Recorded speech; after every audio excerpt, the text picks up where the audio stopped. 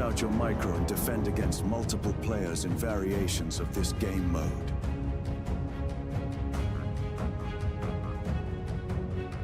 Or be part of the masses. Team up with your allies to topple the throne in a glorious victory.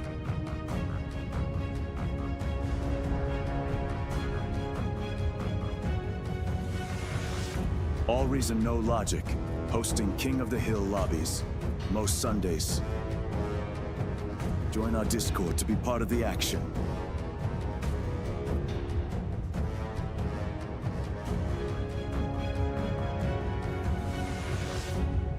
See you in game, Commanders.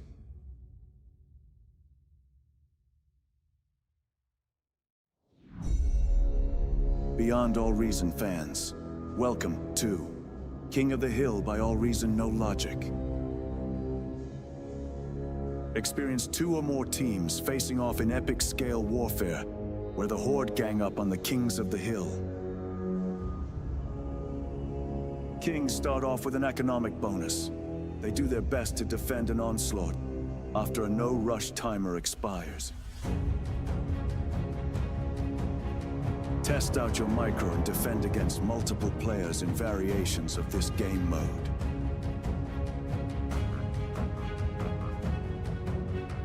Or be part of the masses. Team up with your allies to topple the throne in a glorious victory.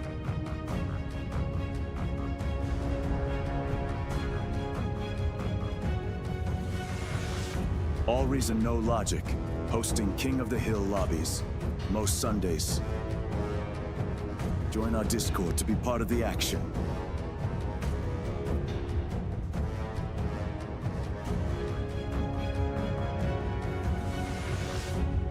See you in game, Commanders.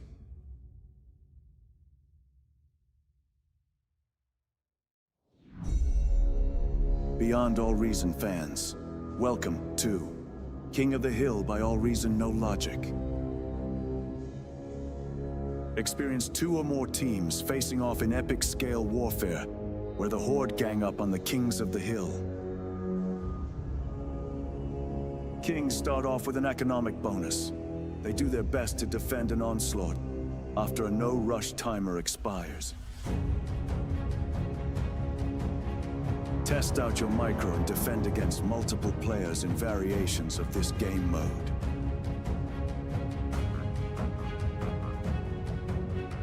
Or be part of the masses. Team up with your allies to topple the throne in a glorious victory.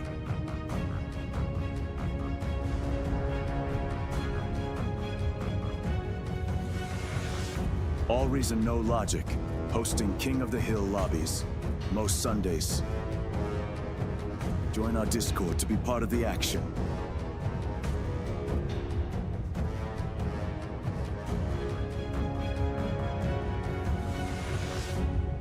See you in game, Commanders.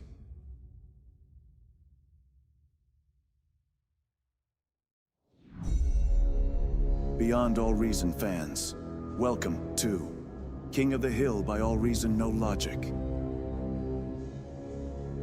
Experience 2 or more teams facing off in epic scale warfare, where the Horde gang up on the Kings of the Hill. Kings start off with an economic bonus. They do their best to defend an onslaught after a no-rush timer expires. Test out your micro and defend against multiple players in variations of this game mode.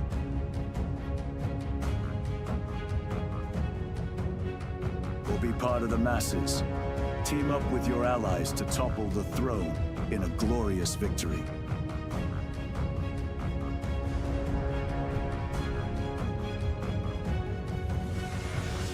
AllReasonNoLogic, hosting King of the Hill lobbies, most Sundays. Join our Discord to be part of the action.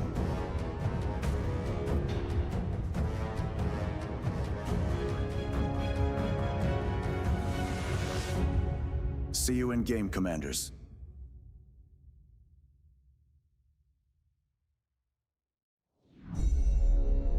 Beyond All Reason fans, welcome to King of the Hill by AllReasonNoLogic.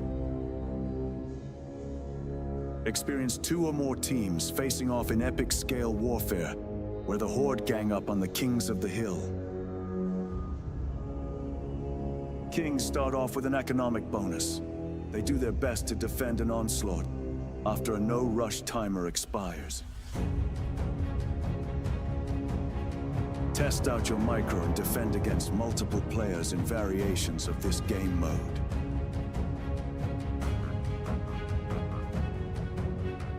Or be part of the masses. Team up with your allies to topple the throne in a glorious victory.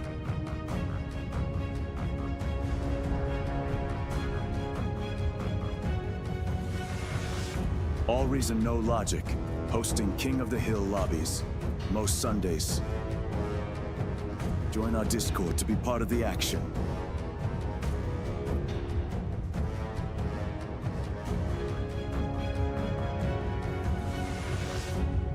See you in game, Commanders.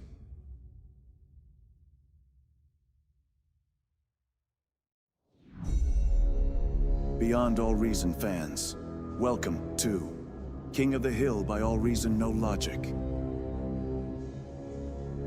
Experience 2 or more teams facing off in epic scale warfare, where the Horde gang up on the Kings of the Hill.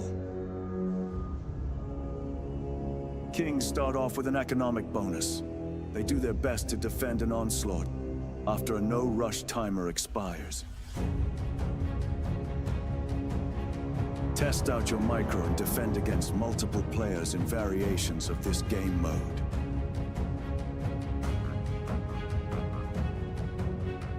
Or be part of the masses. Team up with your allies to topple the throne in a glorious victory.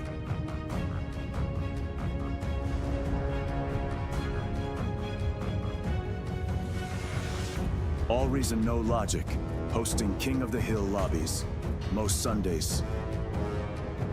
Join our Discord to be part of the action.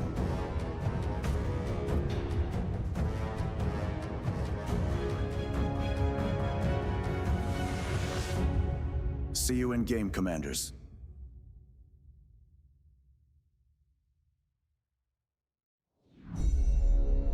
Beyond All Reason fans, welcome to King of the Hill by AllReasonNoLogic. Experience 2 or more teams facing off in epic scale warfare, where the Horde gang up on the Kings of the Hill. Kings start off with an economic bonus. They do their best to defend. Hello people. We are back. We've got a new map, but first we're diving into Throne because this lobby's too big for Claymore.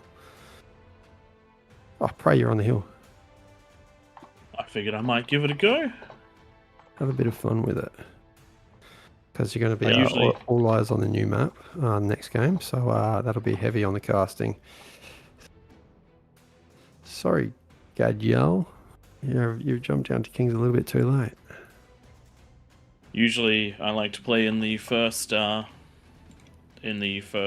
Claymore, but there is no Claymore, so I guess I'll settle for Throne.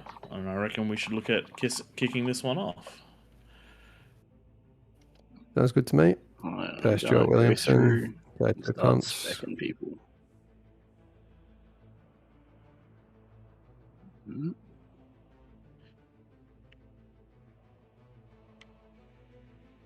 Dominus, you you may need to ready up.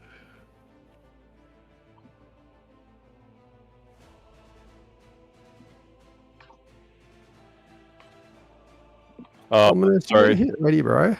I jumped down. Everyone, sorry, everyone was like asking me about the next map.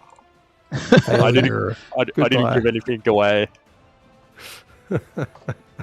These things happen. I've moved him now. Alrighty then. That's One day I will learn to code, and then I will code lobby tools that let us do as we please in the lobby of King of the Hill. Alright, all sorts of backdoors that give King of the Hill special rooms.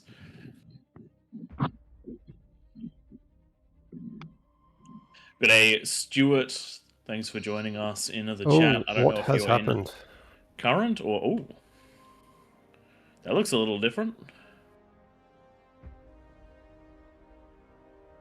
Actually, it doesn't really affect my start, to be honest. What happened there?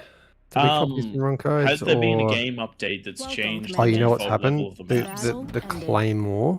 The Claymore needs the code to end it. I'm guessing you didn't do that one, Tom, because we didn't actually get to play it.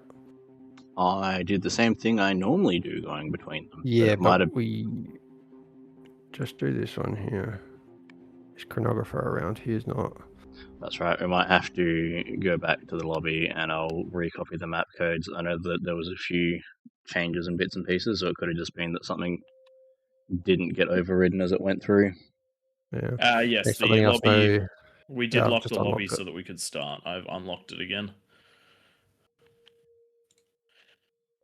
Whenever we try to actually start the game, we tend to lock the lobby because otherwise we keep having people join that then need to download already up. I'm also going to bump the bonus up to 45 because we are approaching 50 people.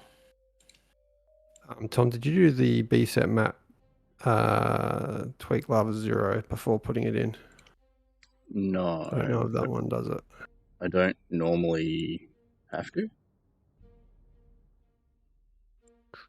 Do we just reapply everything, clear it all? I've just redone the map setup. Alright, let's try again.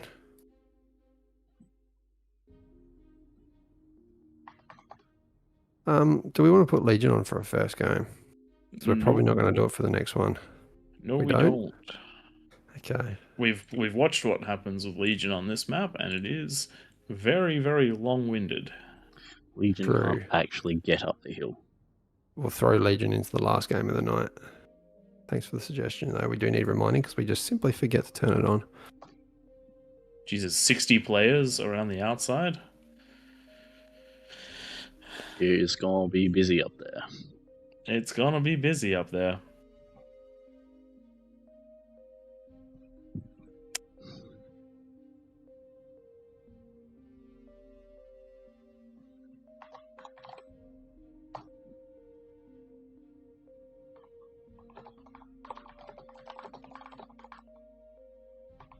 Alright, you're probably right. We'll see if this works. We get to start speccing people, aren't we? We've got plenty of people here now. There's been a couple of rings, so I'm just going to go through. I think the bonus would have still been fine at 45 with who's up there. I don't know. There's 70. It gets real rough pushing off the top of that hill. Yeah, there's a lot of players in the lobby now. We were... The win at 50 was kind of lucky when there was 10 less players. Okay. Pray, you need to ready up. I unreadied so that I could get the bonuses done. That's fair. Alright, Ivan, ready up. You're the last one, dude. Sorry, bro. You're gonna get specced. I didn't even have to do it. Somebody else is onto it. Someone's just jumped down to Kings. We need 7, don't we? People like to make this easy for us.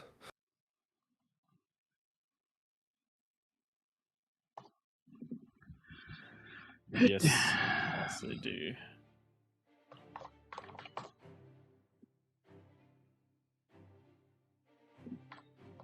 All right, it looks like everyone. There we go. There we go. Very nice, very nice. I'll unlock the lobby as soon as we're in. Oh, I can do that already. And I think I accidentally just spec someone because they didn't ready up quick enough, and they readied just as I pressed the button. And then somebody else hit force start, so sorry to that person, but it is a good idea if you join, you ready up straight away so that doesn't happen. Yep, lava is problematic again. Yep, we need to clear everything. Okay. Sorry, guys. It's to say nothing but rank game win in there. I'm just going to apply this code.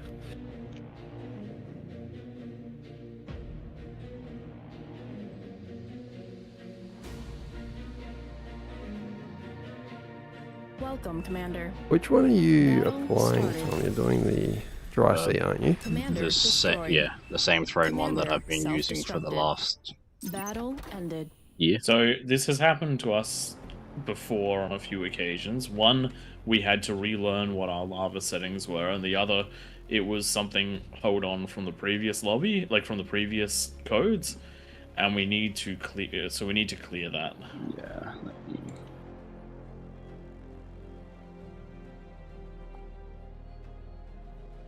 If anyone knows the map to clear everything at once without taking it out of event mode, let us know. Why am I... Are you guys still in the lobby? Yes, you are. So wouldn't it have a new version number if it changed? You would think that, but true. It happened globally a while. Like there was a while ago where there was a patch that updated it globally. I don't think that's what's happened this time. I think it's just simply that it's held on to something from the previous set of commands we had in there.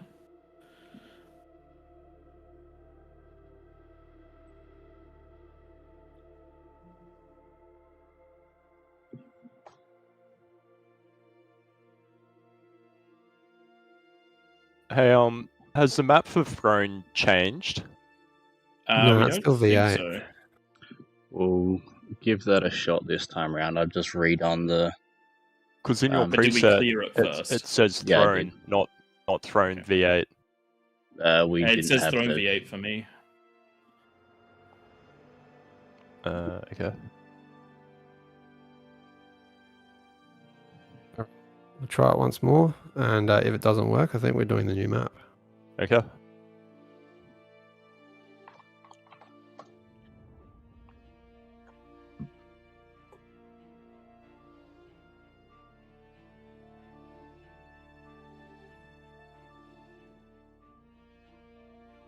Let us... Mind you, if we do new map straight up, I don't want Praetor playing because he'll criticize if he starts losing, saying, no, this isn't right. I mean, I would say that my criticisms of some of the things we've tried have been fairly valid. Last night, honestly, there might be a few people in here that got to see it. We tested out. Nightmare was kind enough to open up the lobby to us, his Nightmare lobby, and we tested out 2 games of this. First game, bonus was too high. Kings rolled. Second game, got a spot on it, just 30, a lot lower than we usually do. It's a bigger map, and game went for about 45 minutes and went back and forth in multiple ways. Didn't know who was going to win. Epic match. Thank God. So it's that code, that map. If we don't actually play for some reason, if we don't play Claymore, but we've loaded it, we have to clear that lava setting. Interesting. I don't get it. I don't know. I just do what I'm told by people who know what they're doing. Alright, remember your scene change, Prey, and we'll be kicking this one off very shortly. Sorry for the delay, people. We'll do the scene change in just a moment.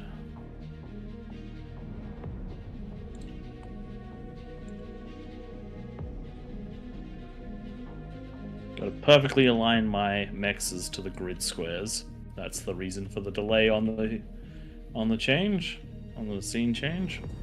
It's always disappointing when you can't quite line them up with like the edge of the big ones when it's close, but not quite. It's like half a square out, and you're like, God damn it! It is okay. I sorted it out. Nothing to worry about. I'm going to paste the rules. Yes, we should paste So- the rules. People can ignore them, which happens most games. Throne.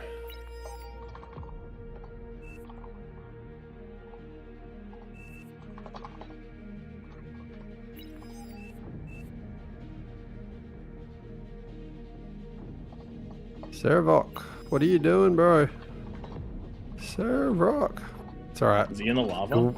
I haven't had a chat to Tom and Prey about this yet, but pretty much we're just going to make a clear-cut rule. If someone does spawn in the middle, we're just removing the comms, so we're not even going to do slow walkouts anymore.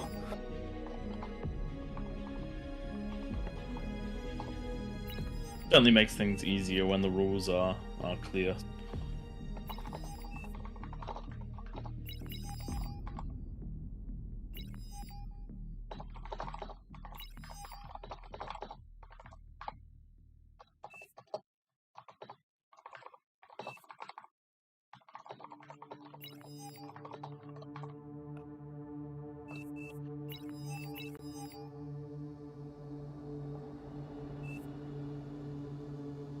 You did apply the tremor and arbiter codes as well, Tom, I'm assuming? It's all part of the Yeah, phone. they should be in there. Should just be part of the copy and paste. There's 3 copy and paste for throne. It's a bit of a trickier one. Yeah. No, that's right. They all got applied. Very nice. All right, I'm going to force start this. You guys ready? I'm seeing no red dots. Looks good to me. So let's kick this off. Good luck, Prey. I'll do my Battle best. started. Okay, welcome. Praetorth in the middle of Throne, and we're 1 game away from the new map. We had Dominus work tirelessly this week over a couple nights configuring Krakatoa, so that's coming up next. Stick around for that. I got to see it tested last night and it was pretty epic. Biggest map yet, 28 by 28. This one here, 24 by 24. Throne by Beerith. Last week we saw, who was it? I think it was all the AllReasonNoLogic guys down the bottom left, commying 7 comms into 1 eco, and they got quite huge quite quickly. They got a couple of AFS ups just after the 10-minute mark, but there were only 40, I think 45 or so peasants in the map, and that meant that they didn't have much commying around the geos. This week we got 53. You can see it's a little bit more spread out. That commying worked well, but it just meant that the geo players fell quite early. Not going to see that this week, I don't think, because we can see there's a lot more players in this inner ring. Up on the hill, every name's a familiar name. We've got Praetorth, Duffy, Potato taking on those defensive ramps. Dominus, Ollie, Leyden, I can never pronounce this guy's name well, Leyden, Redden, and then around the wings and the fringe up in that eco position. The fringe likes sitting in the back and getting huge. Ray has quite a good build order here, leaves all his turrets right up until the last minute, hardly starts building any of them before the 9-minute mark, and that means maximum eco before 10-minute mark, and then goes into the units, pushing out, hoping that these guys on the wings produce the units needed to go and push. And that's what I think the role is for these wing players, Dominus, Ollie, and Leyden. Build a few defensive turrets, get your eco relatively good, at least 1 fusion. I know Ollie's going to do at least 2 or 3. And then build those units before the 10-minute mark, so you got something to push out with, because what's really key in this map is who takes this middle area early on seems to win these. We've seen Kings push out, build ramps, build defensive structures around a backup base, if you will, where they produce all their units and keep their eco in the middle.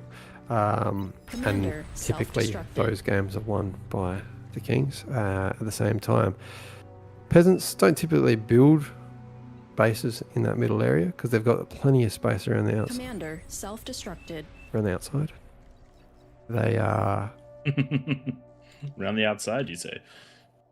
They just hold it, spam units continuously, and don't give the Kings a chance to space out. And that's what you really need to do in Throne. Throne is very compact for the Kings.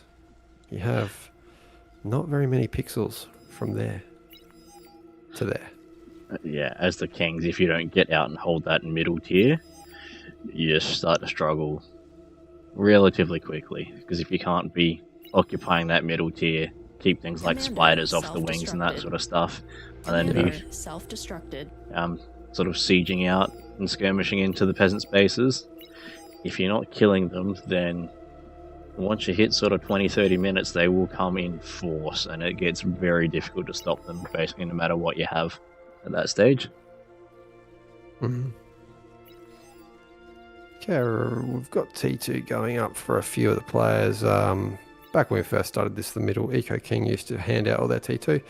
Now it's a split. They send out a couple, but you don't want to just be building 7 T2 cons. It just takes away a good couple minutes from the Eco King's build order. So maybe 1 or 2 go out, the rest go and build their own. Typically that Always middle get king, nervous if when they do comms provide don't know. comms, it's only to the 3 defensive spots, which have probably provided a bunch of metal and energy to boost them up in that first Commander, instance. self-destructed. But beyond that, the walk out to the rest of them, they can normally have their T2 up and running by the same sort of time. And they look like they're getting big, but they are still looking at the top right of the screen, 150% behind the peasants on metal produced, and that is because there are 53 peasants, and currently 50 comms, 4 of them detonating into 1200 metal donations so that they can get their T2 up. And you can see over here on the right, T2 up down the bottom right. That's going to be huge. They are well into T2 phase. And checking out the geos, we're going clockwise around the map. T2 coming up down the very bottom lane for the geo. Over on the left, T2 just finishing, and then once again top left, T2 well underway. Bots are out helping upgrade things. Same with the top. This lane here is tricky because the geo is so close. You always got to ask yourself, do you turn it into a serve defensively? That's what I like to do. Because if you make this one spicy, it gets very spicy. That is just a little spider over that hill. Actually, I think even if you select a unit, hit F6. Whoops. Yeah, that one's real close. You can get across that cliff there. There's a couple of points where you can get bots through. Easy right through there. So even some pawns, you can get down this ramp here as well. So, and then top right. They've had a while to catch up while I've been working my way around the map, but well into that T2 phase as well. So it's looking good. And let's look out these dry seas. These guys here usually stay quiet until around the 20-minute mark, and that's because they start with not much. But if you get, yes, finally, bottom left, we are seeing shared resources out of players that I don't recognize as much. And they are coming. Their T2 is up under 7 minutes. It's looking good. Already eating that lab whilst the constructor's still on its way out. Self-destructed.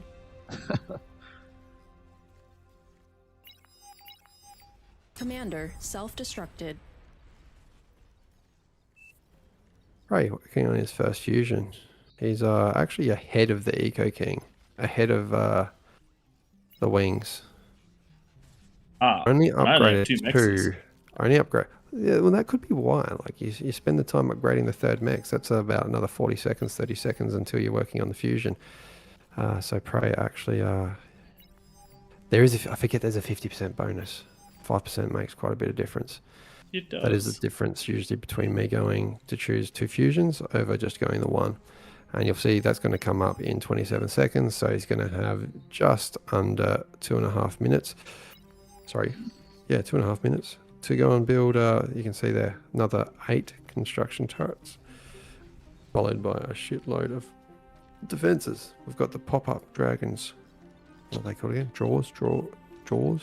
Commander, those pop-ups do great against T1, which is normally what you see at that 10-minute mark for those masses. Yeah. Rather than trying to kill big things, you're basically trying to hold back the horde of all the small stuff. Because you don't need much to start popping build power and conversion. Interesting how much your fusion, even though it was just 2% less, slowed down just by starting those couple construction turrets early. Construction turrets, yeah. Yes, indeed. But he's well ahead where you need to be. Wow, 3 fusions on the right out of Duffy.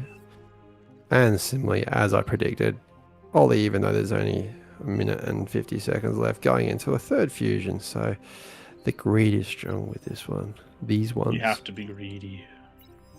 And you know what? I've criticised these guys in the past for getting too greedy because they have lost at times, but as many times as they've lost, if you don't get hit at 10 minutes and you can survive until like 11 or 12, then it becomes significantly more beneficial to basically have more stuff. However, if you get hit at 10 minutes and you don't have the army ready to go, it's nearly impossible to build. That's right. Evening Rusticals, guys over in the Twitch chat, YouTube chats, feel free to leave any comments, questions, and we'll do our best to answer them during the games, or at least in the breaks. Holy shit. Duffy doesn't even care. He's just going for an APHIS now after 3 fusions. There's 57 seconds. Don't worry about defenses, guys. Don't worry about units. Yeah, Who that's needs those anyway? These guys are going for, this is going to be, that's ambitious. I hope peasants attack. I really do.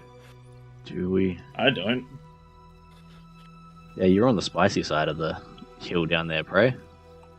Yeah. Ray, who's probably going to be assaulted more than anyone at the start of the game. Just looking at the map, I know he can hear, but look, let's face it, there's probably quite a few of you that can hear what's happening.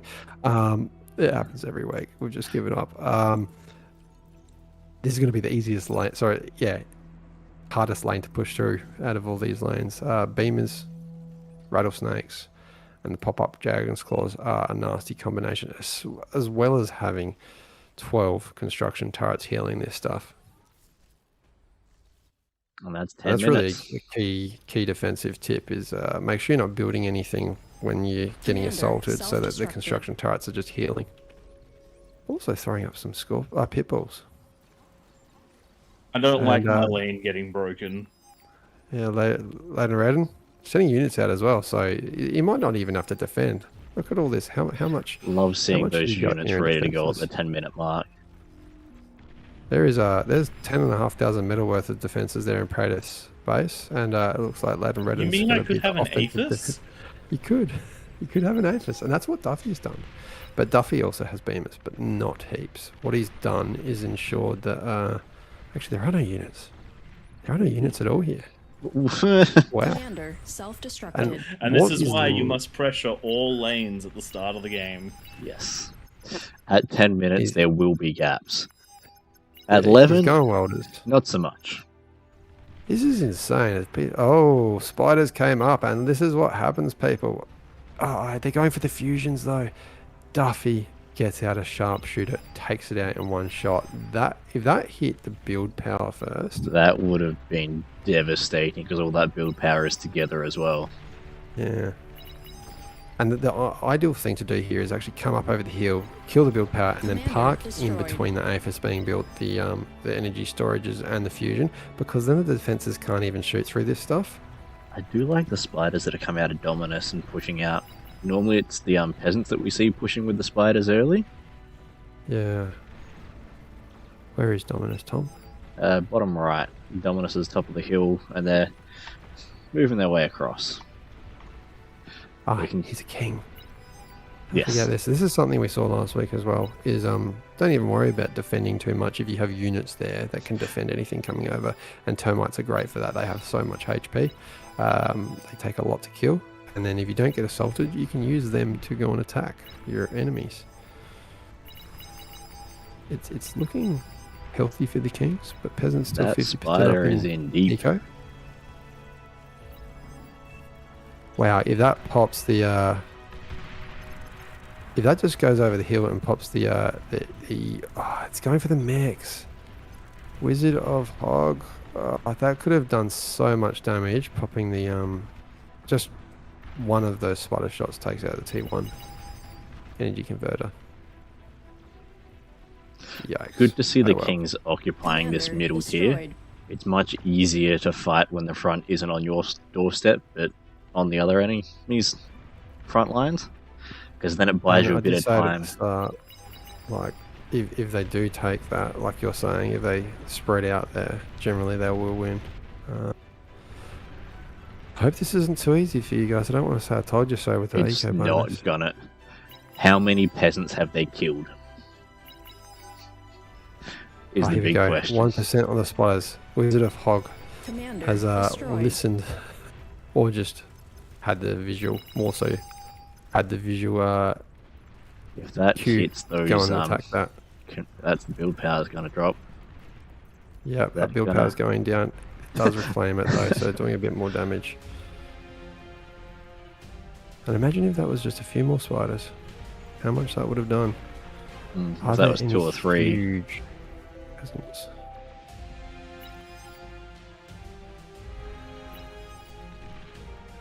mean, everywhere's looking healthy. No one's going pure eco, apart from obviously the dry seas. But the problem is the fringe is not having to react to anything. So onto the third AFS, going into T3 as well, sending out vanguards. It's probably going to be a vanguard. No, it's just pure vanguards.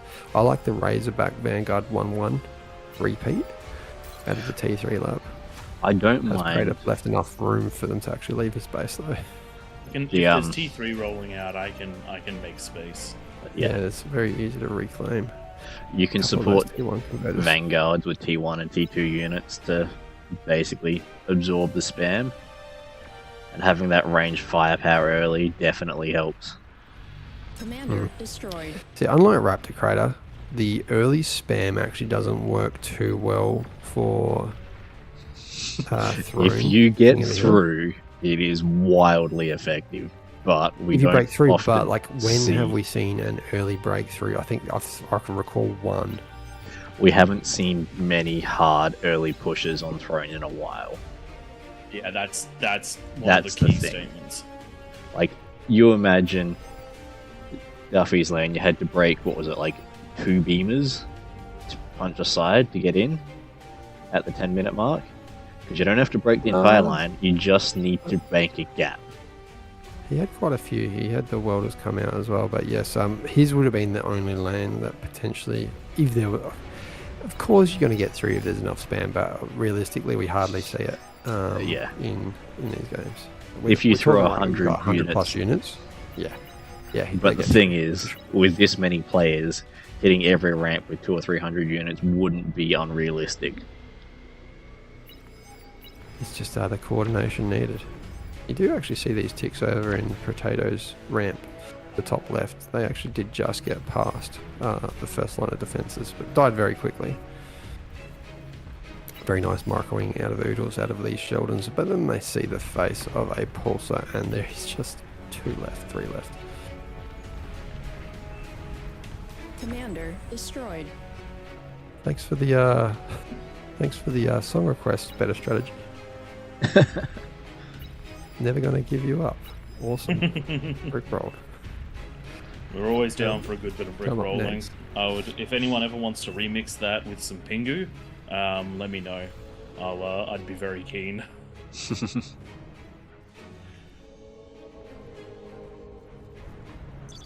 Alright.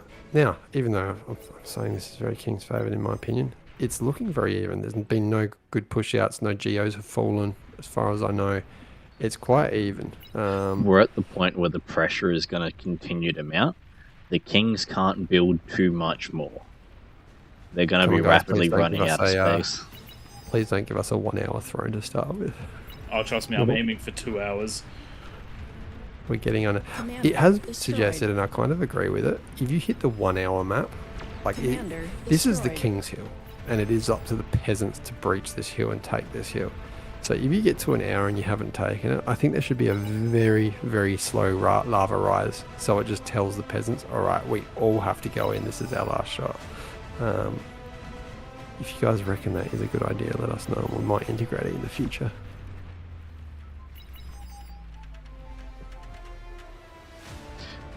Over on the No, left. the constructor I sent out to eat metal is dead. I was going to say, on the Insane. right-hand side, the Kings have managed to push out and take that first geo. Oh, there you Oh, go. Kagi Who's going? Vanguard. Kagi. Oh Kagi's god, good. that's Bit of Cortex in there. Pulsars are just so menacing in King of the Hill. We're seeing them more and more. And those spiders that were just about to breach Leiden's base just evaporated when these pulsars are seen. And yeah, they might get that conversion, but it's only 9 metal per second disappearing. T1 conversion is not consequential at this stage of the game. Yeah, that's 9 energy converters. That's cost them 9 metal at the expense of probably about 1200 metal of spiders. Are we going to see a response on this right-hand side? This is the thing. Commander That coordination that we talk about being somewhat lacking. This is where, I mean, down the bottom right, T2 There's Lab has no been built after units. 4 fusions. Thanks for following, Tef. be sure to jump on the Commander official guys and destroyed. also follow over there. A co-stream, or Pradith co-streams with me from their Twitch account on Sundays as well. APHIS going down, reactions quite slow. That's sad. You have an APHIS. I personally think, like, if there's any sort of breach, not even Commander like destroyed. close, but if there's any sort of breach within like a third of the map away, if you've Units. got an APHIS and you want to build a second one, just like punch out a couple of mammoths and then go back into your APHIS. So if they happen to come down towards you, Commander destroyed. you can do a thing. And speaking about These are doing now a thing, I think we're going to spread see enough bit that easier. I reckon they're going to make it all the way to the corner here. Nice Yeah, D guns Death for a Teaser doing couple of them. exactly what is needed. Is he going to go invisible again? Does he have the energy? He's got plenty of energy, I think. Shooting ground, is he going to get 1 and 2? So there's going to be 1 left. Commander destroyed. Unfortunately, that was very close, but Kargis do go down quite easily. It's going to be this spam that follows. The spam can hounds aren't provide the the best. surround and the hounds can deal the damage. I don't think they're going to do too much damage. This Kargi might take a bit of... I But would D-gun doesn't almost stop. like to see that not D-gunned. It was going to fall and maybe take out a few more Commander wings. destroyed. And then you could reclaim it Res for it. another fusion or res. Defensive res Kargi would not go astray. Got these vanguards with hounds pushing north. Ollie's gone into the hounds. I haven't seen that much. Hounds and butlers. Butlers are, oh wow, they're out there to assist a hardcore defense. And you can see here Duffy is positioning these pulsars so they do not overlap with the geo should the peasants want to rebuild and they take that back. We've got a hardline rule that you cannot reach original starting structures except that one that just got built. God damn, as I said it. Of Duffy. course, that's the way that it went down. Reclaim that one. Commander destroyed. I mean, if they Ooh, start this is reclaiming gonna that, be I'm going to probably just interesting. delete that pulsar, to be honest. Vanguards on Things the are top looking- side. Yeah, interesting, yeah. There is not much supporting them, but a couple more shots, and that is fusions down. Because those fusions were seen in the initial spider push, and there you go, that is a huge hit. Now, if those APHIS get seen next to it, can they be seen? Player view. No, they haven't cannot. seen those. The best thing No, to there is do no is shot. once you see explosions, shoot at something else. Hmm. If you see smoke, keep shooting. Commander destroyed. Commander going down over there. That was a good hit on Ollie's base. That's going to take out all unit production for probably the next 2 minutes. Bit of a pushback. We've got Shivas out on the right. How's Pradith going? Pradith is quite big. 4 APHIS, as many as the center. Eco, King. He's going into the, of course, the one and only Razorback. I like Vanguard, it. What's wrong with 1-1. that? Hey, why change Razorbacks something do that's great at proven? dealing with that T1 push, and you guys haven't seen much other than that down on that side at this stage.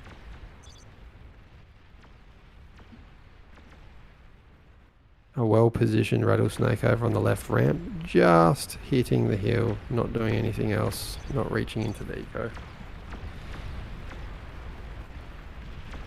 Okay, they went spicy. They went spicy Commander up on the destroyed. north.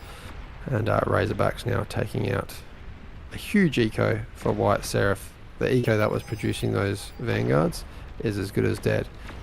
What is going to be the response? There isn't much of one. Look, at this stage, there's not much they can do other than just keep producing the units that were coming out of the lab. Yeah, huge explosions there. Mike on the north, building the fusion at the same time as getting T2. Punch out a few more Commander units and then go destroyed. back into that fusion, mate. Good to see Big Justin Commander just stopping his destroyed. eco and going straight into the T3 lab. Going to try and fight fire with fire. Now, this is Razorbacks. Well, that's all that they knew at that stage. There are vanguards. If it's just Razorbacks, I'd often suggest just going into the T2s, Two snipers. snipers or starlights, and Yep. that's a much quicker turnaround for a reaction against those things. But if the vanguards are in range, yeah, problems. Having said that, he's got Razorbacks going now, so those come across the undefended. Sorry, yeah, Razorbacks. If they go across come across those undefended vanguards, that's going to be a problem for the vanguards. So, might work well. Oh, even on the south, yeah, this is another breach. Another huge Commander eco going on the destroyed. south. Vanguard taking out... That is Razorback, sorry, not Vanguard. Getting them mixed up. I am on very little sleep tonight because of last night with the new map. Stayed up until, don't tell my wife, 3 a.m. Oh damn. Naughty, naughty. It was, I felt it today. I really struggled. I had to have a nap. Funny that. It was only like a half hour nap. For the love of cough. Cager, degunning, ending that Praetor Razorback once for all. But there are plenty more where that came from. I am surprised by all of his units just sitting here. Oh, trust me, they're doing something. It's going to be a big push.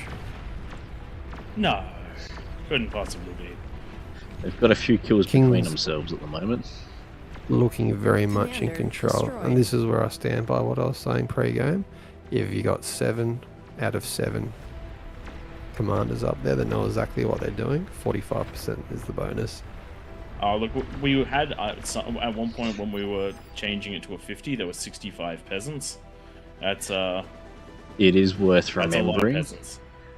that the peasants didn't push at 10 minutes.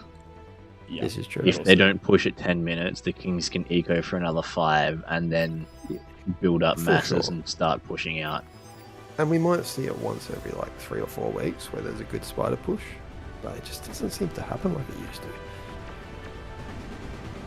We've seen plenty of defenses sort of protect against that these days.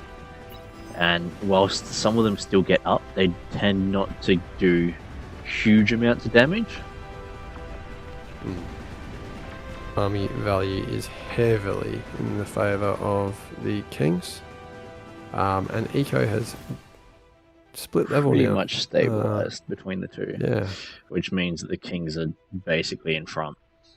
that It does normally mean that. sits about even on the battlefield when the peasants are, say, 30% ahead.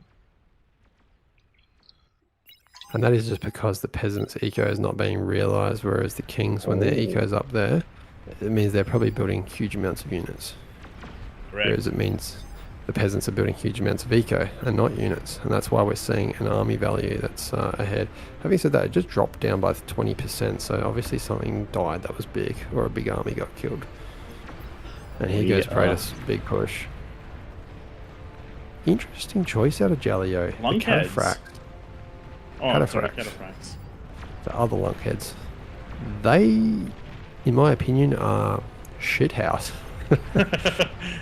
They are fantastic if you got to kill subs and stuff like that on the water, but they just die so quickly. Yeah, they have been melted. They They do are cost they so much. outrange the Razorbacks though. They are cheap, and they're like, maybe he's treating him like a marauder. They're about the same cost.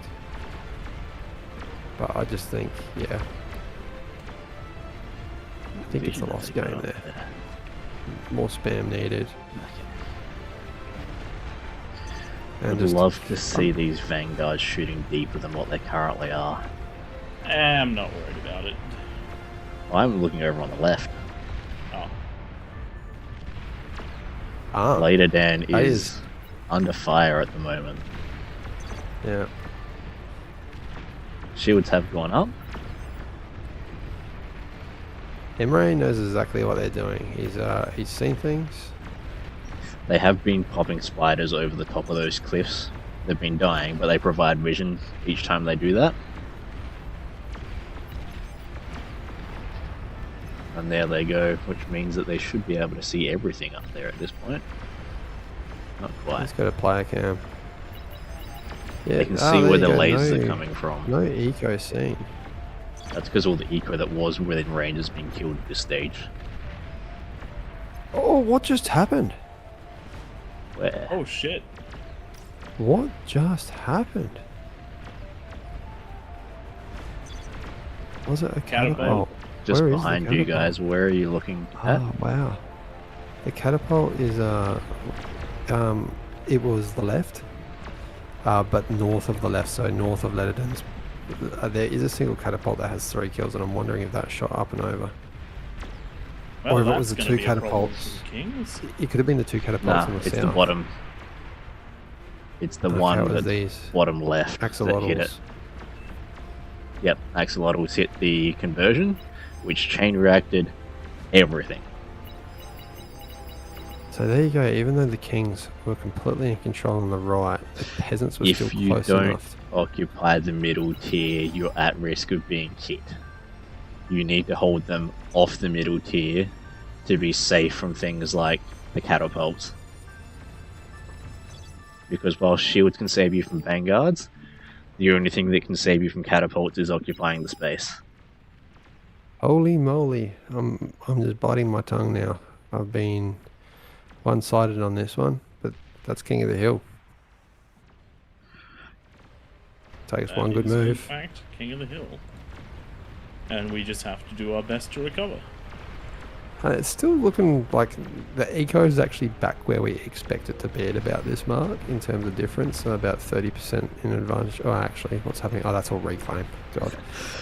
We have ticks flying through the middle of the map, though, which is dangerous It's for not the ideal. Kings. There is a behemoth that is just cleaning everything up. Yeah, There's but no the behemoth commanders only really shoots close. every so often. There is plenty of Yeah. ticks making it past the behemoth. Well, I think Dominus has come online in a defensive manner, so that's going to do quite well. Prey's gone across to stop Emre's push. Yeah, we are seeing quite a lot of T1 coming out of Dominus and flowing through the middle of the map to catch anything that comes through. And I believe we're going to see a whole bunch of defenses built up as well. Oh, and Ollie's base now being targeted by some catapults are standing way too close. But they are dropping now. Are you seeing these? Yeah, make sure you check this out. They are dropping down, and they, I think, are going to hit some of the... Yes, the conversion just got hit.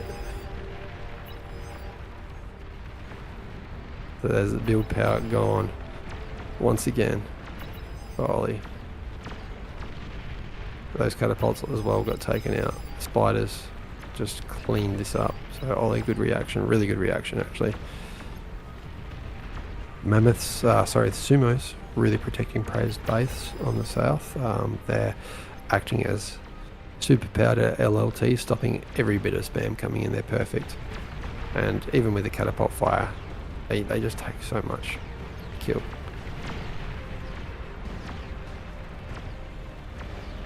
Yeah, this is very good out of the Kings. You'd expect with a hit like we just saw, 3 getting essentially wiped out. Isn't to be rolling straight through, but we're a couple minutes past that now, and Kings have held. The Kings have been able to build enough economy up that... Whoa! Look at Duffy's base. What the fuck? Yeah. Yeah, that's a bastion right there. That is huge, and I will say if the Kings peasants go reoccupy that, I am deleting Duffy's closest pulsars to the eco. They are too close, but only if I see them go back up there. We'll leave that for now.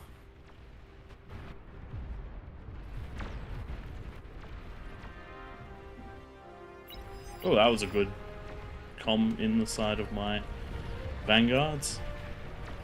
I really wish they'd shoot at what I told them to shoot at, though. Now Dominus' spam stopped on the north. There is a problem. And this is the thing, the Kings can only respond to so much in so many directions at once. Yeah, but I don't know why he's Correct. going to the right. The spam had to stay to the north. Yeah, Hey. I don't understand that. That's we've cleared up the right, well, we've cleared up a lot of the right, essentially. I'm loving what Emre's doing. He just got freaking Weber's City and cleaned this all up and reclaimed all the metal, and is now worth over 12k metal in the bank.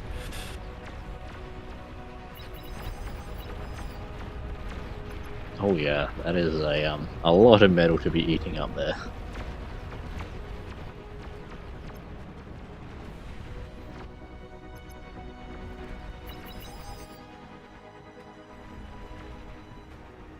This is what happens now. Yeah, Dominus has had to go back up to north to clean that up. There are vanguards pushing. Ollie's almost rebuilt.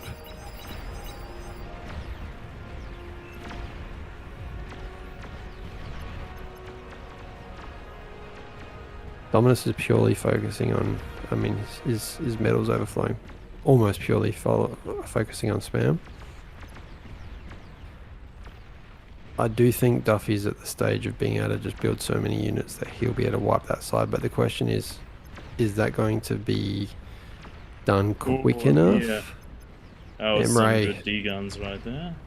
Emre is... oh, double com? That's harsh. Yeah, Emre is tough to beat. That was harsh. I shouldn't have tried to go around that corner. Not without support. Not without support, but that's alright. Loving what Duffy is doing now with pulses up on the hill. That's going to stop the push out of the vanguards and the Kargis. I mean, the vanguards can outrange pulsars by 50. You can see 1400 range on the pulsars compared to the vanguard, which has a range of 1450. So the only units to outrange pulsars. And I think catapults have 1350. So the catapults don't actually outrange. However, their rockets do overshoot. Evening Black Death, welcome mate. It's been a chaos game. Game of chaos.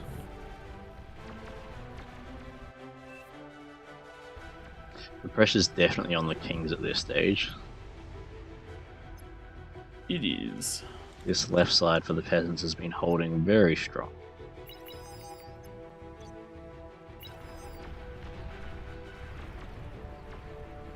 We just had a song. You can't pick Never Gonna Give You Up again. I like the attempt. I mean, I am going to play it again though, because he's requested it. But I'm capping it at that. That's enough Rick rolling. Maybe once more in the last game. It's another economy down. Oh, I missed it. Changing the song, and that one there was Vanguards. Ollie did just have the one deflector, the one shield, and yeah, it doesn't take too many Vanguard shots to get through one. Duffy reacting as quick as possible. This is tough. And that's been a full pull of all of Duffy's T3 that was pushing up into the top right. So saving a ton of peasants. Good to see the fringe going into the demons. Getting back into this. The fringe. Where is his eco? Is he just building off of overflow? I think so. He's literally building T3 off of overflow and doing it quite easily. Once we get to this stage of the game and the Kings have this much economy, spending it starts to become challenging. We don't have that much economy. I mean, it's definitely in favour of the peasants by far now. True. Losing Ollie's base has hurt. Now, Praedyth is the second biggest eco for the Kings. It was Which is crazy because like I'm this. frontline. It was Kargis over the hill that killed that base. Oh, was it? There you go. Yeah. Ollie asking for something to micro from Duffy. I do like that. Plenty of Razorbacks going up north here. Oh, I love the use of the good D guns. Alright. I love the use of the EMPs out of the Thors. Geed's getting into position. Get as many in a line as possible. Shoots the two Titans. Oh, not quite the second one. D gun was just off. Now, Alright's commander here. One Titan and a handful of Razorbacks. I don't want to miss what's happening in the middle because that's where that real action is going to be. But once again, fantastic use of the EMPs. Well done, Geeds. Stopping all these Razorbacks. Very good defensive players there. Oh, we have more Kargis. Axolotl on the bottom, pushing into Dominus's base. This is the first time Dominus has been properly hit. They're going for the APHIS. They got to go for the build power first. got the shield, and they're gonna get. They might get it, but you can just see how much healing is happening here. Yeah, I got my turrets on it too. I do not want to lose that. Yeah, Oh, if wow, that goes, you're dead. Praedyth has saved that. That was 100% dead. But only one more turret had to be hit by one missile coming out of the Kagi. And that would have gone down.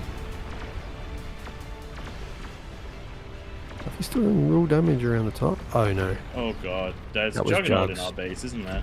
That's the second jug coming through. I'm going to say that we're in trouble. Jug Yeah. stage of the game is trouble, for sure. Particularly when the jugs are Praedyth close being enough that when they peppered die, by- they take bases with them. Praedyth being peppered by these catapults. I really like Praedyth's use of the decoy commanders. They have a build power of 300, so very fast build assistance.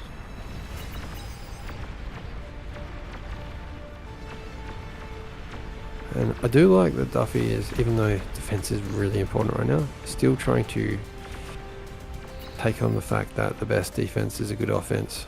And Yes. taking out ecos. But God, these guys are close. Another jug for our oodles. Accidentally being pulled back. I don't know why. Why not keep going in? Sharpshooters are right in there. Yeah, my stuff is I'm Oh, pretty no. much dead. Oh no, Duffy's first Yep. base just Yep. died. 2 commanders left out of the King's Praedyth and Duffy. There are defensive titans now. Wow, how a game can change. This has actually been quite epic. I was wrong again. Even though the Kings were in such They were in a demanding control. commanding position, but they didn't Did have you the map control necessarily to be able to crush the peasants.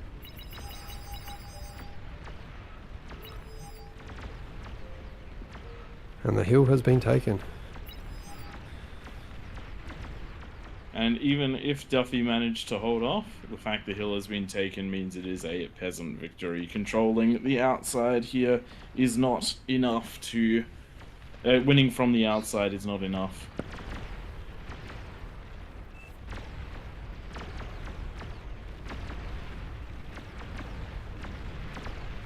How about one of those nukes into Duffy's base? Man. If only we'd been able to hold on for a minute or two more, I could have gone down instead of pulling back for defense. That would have been Okay. nice. There you go, Duffy's commander has been seen. And that is a good game. Well done. GG, ladies Well and done, gentlemen. peasants. That's Well fantastic. done, indeed, peasants. What the fuck was that? Stuart Williamson asked in Twitch. That was nightmare. That is what happens when you put like 50 or 100 or however many nukes together on one spot. Okay. I'm going to pull Dominus, a special Oh, guest man. in tonight. You can see where the economy's exploded for the kings. Everything just falls off. That's great. Okay, where is the man?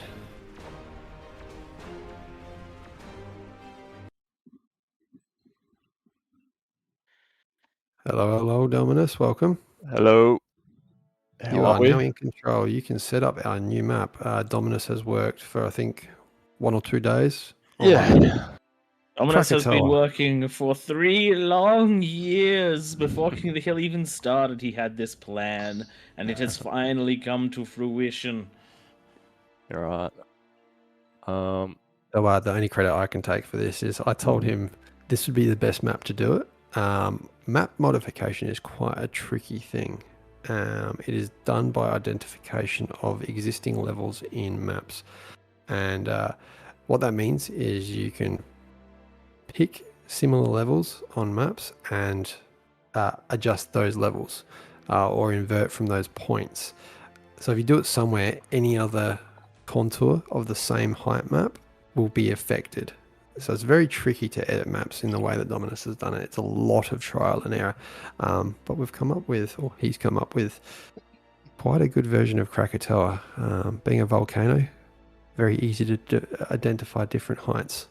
It's one big hill, one big mountain. And there's going to be a few new rules, which I really should have written before we started this. I'm going to do that now while you guys be like, hey, this looks cool. You've already got all the presets on. Just overwrite as long as it's not the preset, like the actual team preset. Just the B sets. That the rest of them do should all the everything. That's fine to do again and again. That should be everything. All right, so this here, the only real change to the rules, rule 3, I'm just going to post them in here for Krakatoa. Everyone please leave the chat. Is Kings can only have 3 of the mexes in their lane in the no rush 10 minutes. The bonus is 30%. So if we want to have 9 Kings down the bottom, please, you get 30% each. Watch behind. Got to play this yesterday actually, so this is great king to be in the middle. Tom, if you want to apply it, 30% to Geeds, watch behind, Small Witcher, and Hot Potato. That'd be fantastic. And if 4 more people who haven't been king on the throne game want to jump down there, that'd be awesome. And we'll throw you a 30% bonus. But please only build 3 of your mexes in your lanes until the 10 minutes. Once the 10 minutes is up, take the geos, take the mexes. Center King has 4 geos up on the hill with, I think it's around 1100 or maybe 1000 metal. Yep. That can be reclaimed. And if you get your build order right, which we'll probably see because I can see watch behind here, you can get those all to advanced geos before the 10-minute mark, which is plenty to be building T3. So yeah, it's quite deadly there. But we do have plenty of peasants. We got 65. Which is about how many we had last night, I think. And we had a approximately hour-long game. Thank you very much, Dominus, for keeping me up to 3 fucking a.m. It wasn't my intention. It was a great game though. It was huge.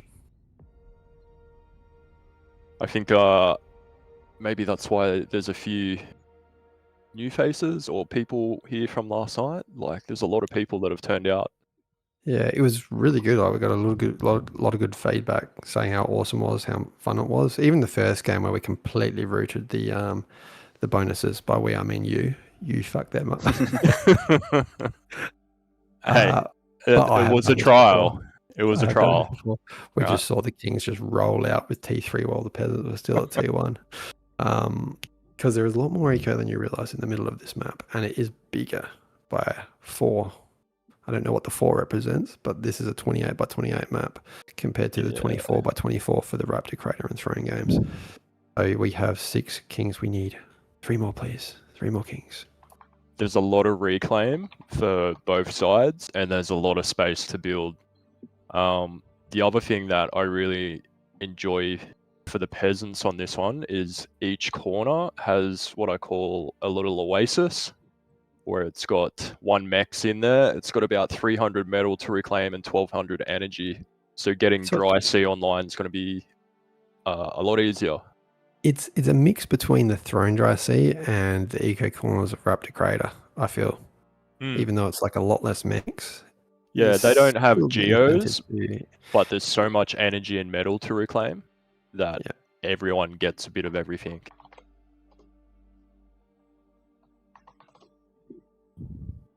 Okay, we're up to 70. Grumpiness up there on team 1. We have our 9 Kings. Please read the rules. I'm not sure if Grumpy watched last night, but he was trying to get all the information out of me before the stream, and he kind of guessed that it might be Krakatoa because I gave a few hints away before you told the stream what it was about the size and stuff like that. It's an easier map to edit just because you can identify so many hills in it. Whereas like Claymore that we do, you can see we try and put the lava, but you've got a whole bunch of mixes that you can't cover with the lava because they're at the same height map as where the peasants actually start. So we just cannot edit those until new tools are made available, which is something that could happen in the future, I hope. There is that restriction. You can only edit up to the point of what the height maps are. It's still really fun because you don't have to be a map editor to do it. There's only about 10 different commands that you can use, and it's just all about changing heights, inverting the map, flattening the map, and just playing around with it, and then playing with water and lava levels. Yeah. I just want to say to everyone listening in as well, maybe one of you guys, Prey or Tom, can post our links to the official and everything in Discord so they can listen in the future. No defensive structures is once again very critical. So no offensive structures. Defensive is fine. We did see a breach of that last night where someone was building the EMP structures and then attacking not forward bases, but bases closer to the map where it was a production facility essentially. So they just turned off production continuously on repeat. That's considered a breach. So just use your units, your structures defensively. They're meant to be just targeting units coming at your base. And of course they can target other structures of the same type. Yeah, you guys know what I'm talking about. I reckon We're just about ready. we're gonna start specking people. All right. Yeah, I'm really excited to sit here and watch and just see everyone play the map for the first time. Because for us last night, getting the opportunity to do it on Nightmare's stream, it was fantastic, and I don't think a lot of the guys that were there expected it, but everyone had a great time, and it was pretty epic. I felt a little bit bad because we kind of just crashed their party. Nightmare, of course, knows what we do, but a lot of those people on at that time of the night don't play King of the Hill, so they're like, who are these guys just coming and taking this over? But then turned real fun, and they're like, let's do it again. Okay, I think we've just got one download. We'll give it 30 seconds. If it's not there, we're going to kick this one off, and I'll post those roles one more time. And yes, thank you again, Nightmare, for letting us in last night. We enjoyed that. Well, and we're going to update the scoreboard. It makes tonight it's going to go really well because it was so important to figure out the bonus, and the second game we got it bang on. It is quite high OS in the middle as well, like we had last night. So this is pretty similar. There's extra peasants. That's the only difference. We had, I think it was in the 50s. Yeah, I think it was 55-ish last night, 55 to 60 by the second game. But it does look like there's a few regulars in there for the Kings. Cold up, mate. I'm sorry if that's not ready in the next few seconds. That's going to be a spec. We really need to keep this one off. Keep things moving.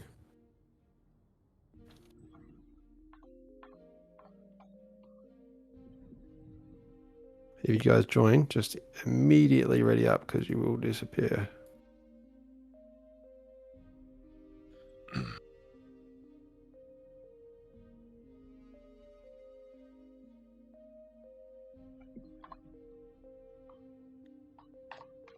Okay, let's do it. Just Tank Tom doing the force. Oh no, Nightmare. Just the force start. Just Tom do it. It's going to crash the game.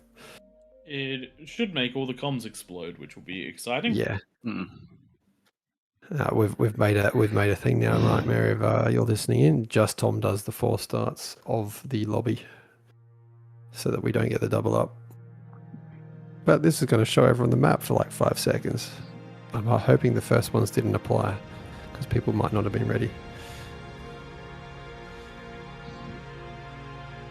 Having the make ready would be great. No, it might have worked. The first one might have been applied while someone wasn't ready, so we might be okay.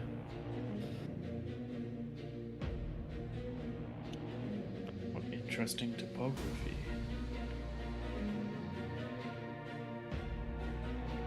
So real big division between the the enemy teams. You've got these hills, sharp hills, which do have a few secret passes that small units can get up and over. And of course, you got the lava dividing the kings from the peasants. It's very flat on the middle. You can't really see it because we still have the textures of the mountain on there, but if you zoom right in, you can see there's actually plenty of like really neat areas to I cannot draw on it yet. Yeah, plenty of neat areas to Welcome, build your Commander. eco as the king, and that's what we saw last night. And there we go. That's the double force start, I think. Yep. All right, let's redo this one and get everyone ready up. Battle ended. Well, everyone got a sneak peek.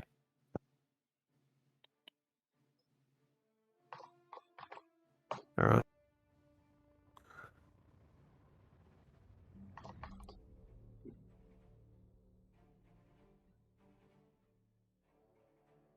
Do we take the advantage? Watch behind makes a good point. We do have a lot more people. Do we bump this percentage up to 35? It's their first game. They've got to figure out their eco order, and I don't think it's too bad. And yeah, there is more. And last night was very even. Yeah, so let's just bump it a little bit then. So there are 20 something more. I'll start from the bottom. Yeah, What and are we'll we just going throw it with? up to 35.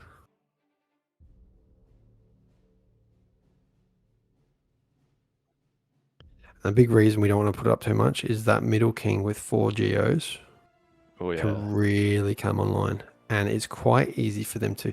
What's different about this map than the other King of the Hills is there are so many choke points. If a lane falls, it's actually really easy to block that choke off.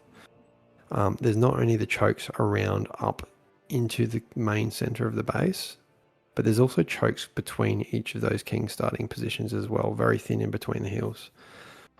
And we did see a lot of T1 walls go up in between those areas last night. The other thing for those listening into, you can run bots up the edges in the middle of the king's areas. I don't know what you call them, the little bits that shoot off. You can't run them directly over the edges, but from the side, if you get past the king, you can get up and over. But because there's so much more room, they still have time to react. There is a lot of room on top for the kings. All right, people are going to get specced in mass, please. Just ready up as soon as you're in. All of these have been sitting there for a little bit, and they've seen at least one ring, so we are All right, Tom's going to do the force good to start. go.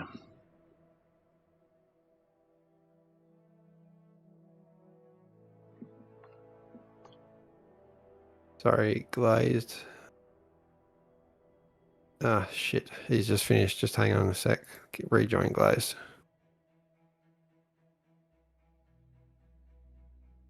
I just saw he just finished. Okay, Good to go. one more. I'm just sorry, people. Indiscriminately, if you are not a green tick, you're force specced. Keep trying it, Tom. Once you get in, there we go. Okay.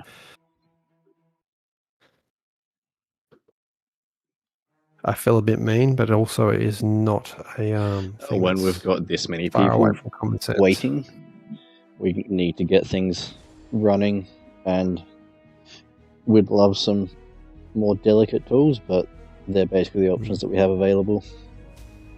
And if you're off to the can for a little bit, just ready up before you go as well, because chances are you'll be back in time. There's so many people to load into the game.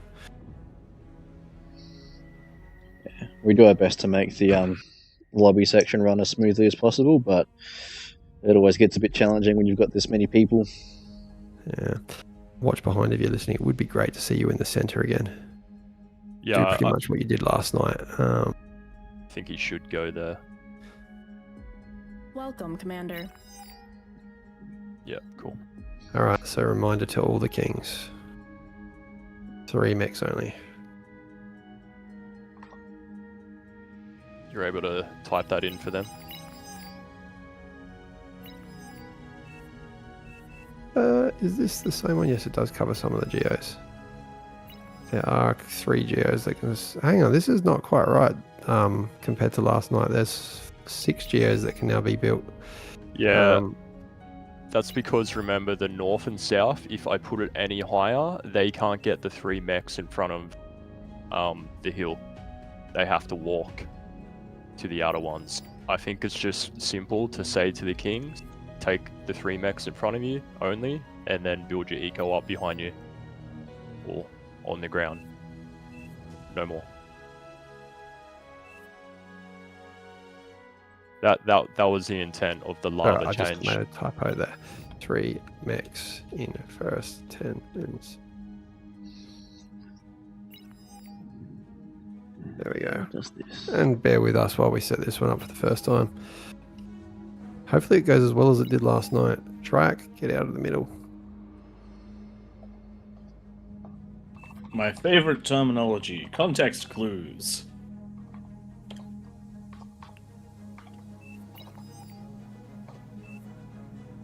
Yeah. It was okay while I was king, because I was, using the party chat, so talking to my team and just making it very clear and drawing for them. I don't know how many of them are good at reading your spectator, but if you can get it across to them, they'll be fine.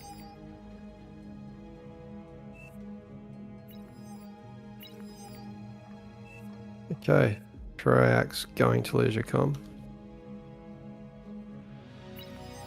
We appreciate the people helping out with the arrows and bits and pieces to try and encourage them to move across to where they're allowed to be.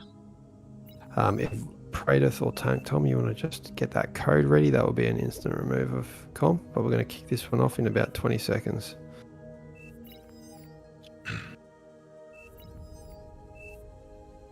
And there are no red comms, so I'm going to kick this one off. Oh, he got out in just the nick of time. Oh no, he just typing. moved.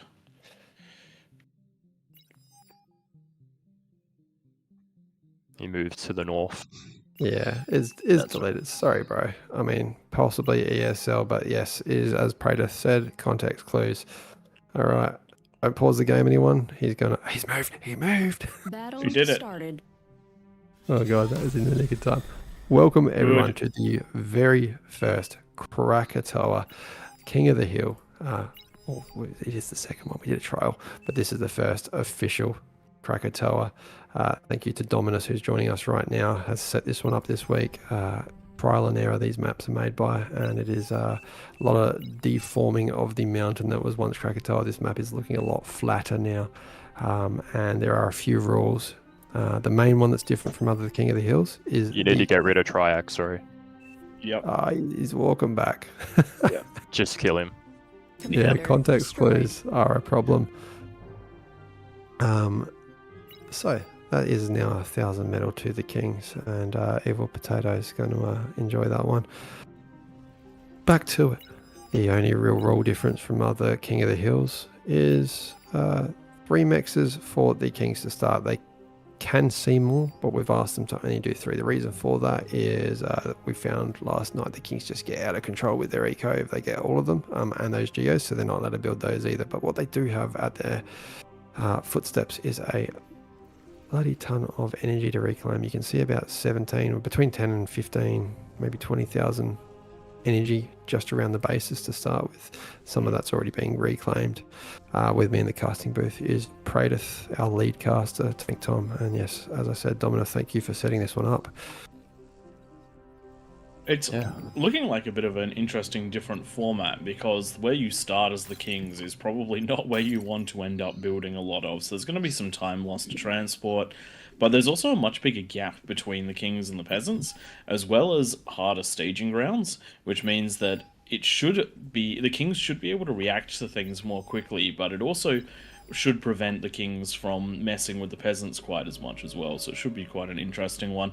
Dry seas with a tiny bit of eco on some of the islands, but mostly a similar setup to Throne, just with some differently defined battle lines. So we're looking forward to seeing how this one runs. Commander, One of the interesting starts that I really like is this middle.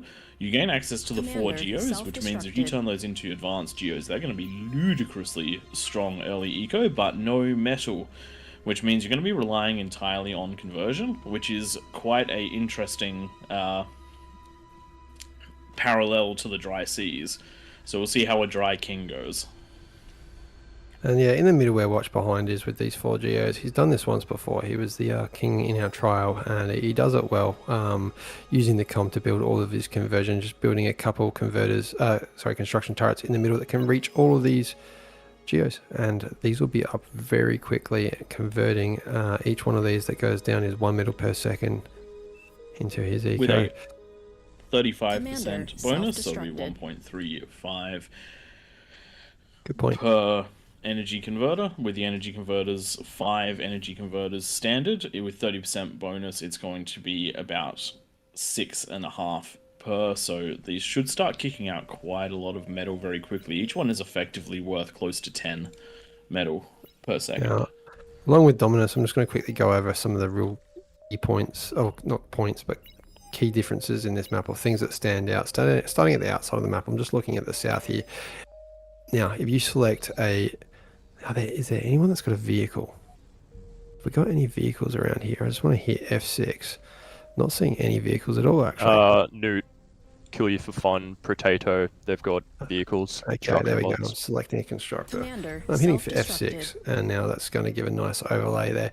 You can see that vehicles cannot get up anywhere on the outside apart from there's 8 ramps around the map here, and one of them on the north, this one up here, cannot be crossed over by vehicles. So there's one key thing to note there. Then I will say, actually, I'm pretty sure bots are affected in the same way apart from that one on the north. Just selecting a commander there, you can see the commander can actually get up that one. So the vehicles being trapped at that one, I think there's one other. Now looking at the next layer in the map, what I was talking about earlier is like these hills.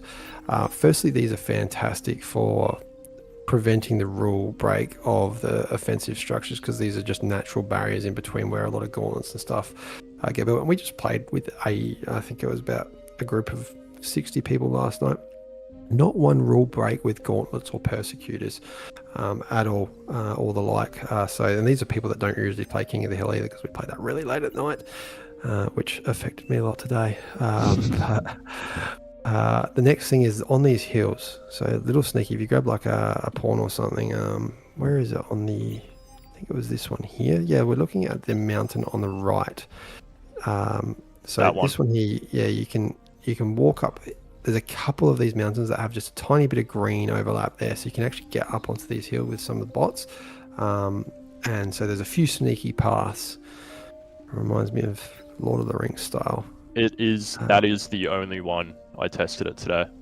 Oh, there you go. So yeah, so there are some, but of course spiders get over everything when this lava recedes in 4 minutes and 20 seconds. Yeah, do your best to find a way. And then finally, what's really good about this map that I enjoyed last night is we saw lanes for King's Fall, but it wasn't a quick fall. Because let's just say over here on the left where Tom Ruler is, let's just say Tom Ruler dies. Geeds and south of Tom Ruler we got Witcher. They can just easily pork up these lanes here, even building T1 walls, and stop anything rushing then to the side. And then similarly, Watch Behind will react pretty quickly and build here.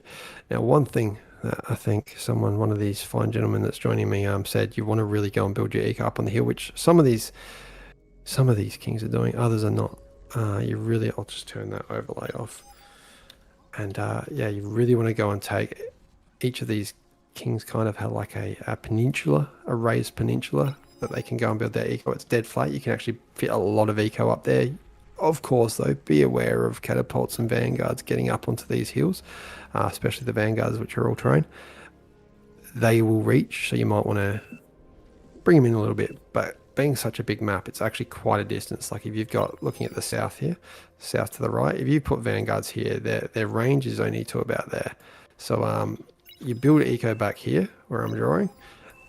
That's going to be relatively safe. until they come in further. That's enough from me. We got 3 minutes left. This is Krakatoa. Dominus, anything to add to that? The only thing with traversability is there's the 2 ramps up on the northeast and northwest, kind of at the 3 o'clock and 9 o'clock. Vehicles can't go up or down them because they're too skinny. Yeah, that's what we were showing with the construction vehicles earlier. Yeah, they're the only 2.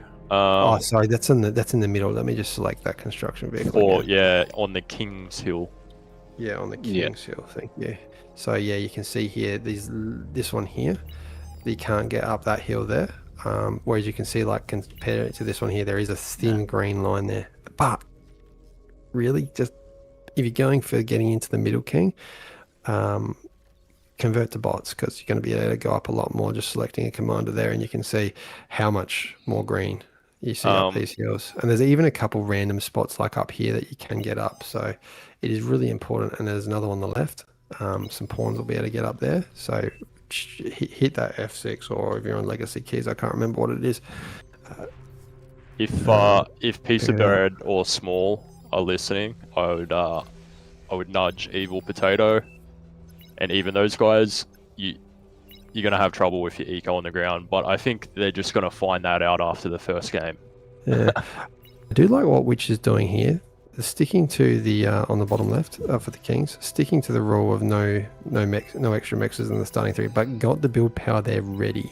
Yeah. Build it. So the second that 10-minute goes, this is where the Kings have that slight advantage of they have that middle layer under their control. What we're seeing differently in this game than last night is a lot more of that eco is down on this lower level instead of up the top, and that is what Piece of Bread is saying. They're saying move your build power up there, move your eco up there, have a second base. Nothing wrong with having a few fusions down the bottom. 45 seconds to go. I'll try and shut up for the last 40 seconds. As long as they can hold initially and get a fusion up on the high ground, they'll be fine. And watch behind will cover them. There's so much room up the top. You can just see those wind farms. You can have that all up the top. Eat all your bottom eco, build up the top, walk down the bottom, get big and have fun. There's gonna be some good pushes at 10. Just before Prey, Tom and the lot kick things off. Thanks for joining us, Leo. Yes, this is the new map, Krakatoa. Guys, if you want to hit like, subscribe, YouTube, or hit that follow on the Twitch for both the Beyond All Reason official and AllReasonNoLogic. Much appreciated from us and the greater moderation and development team at Beyond All Reason. All right, 10 minutes is up. Take it away, guys. And we have the first forays already happening.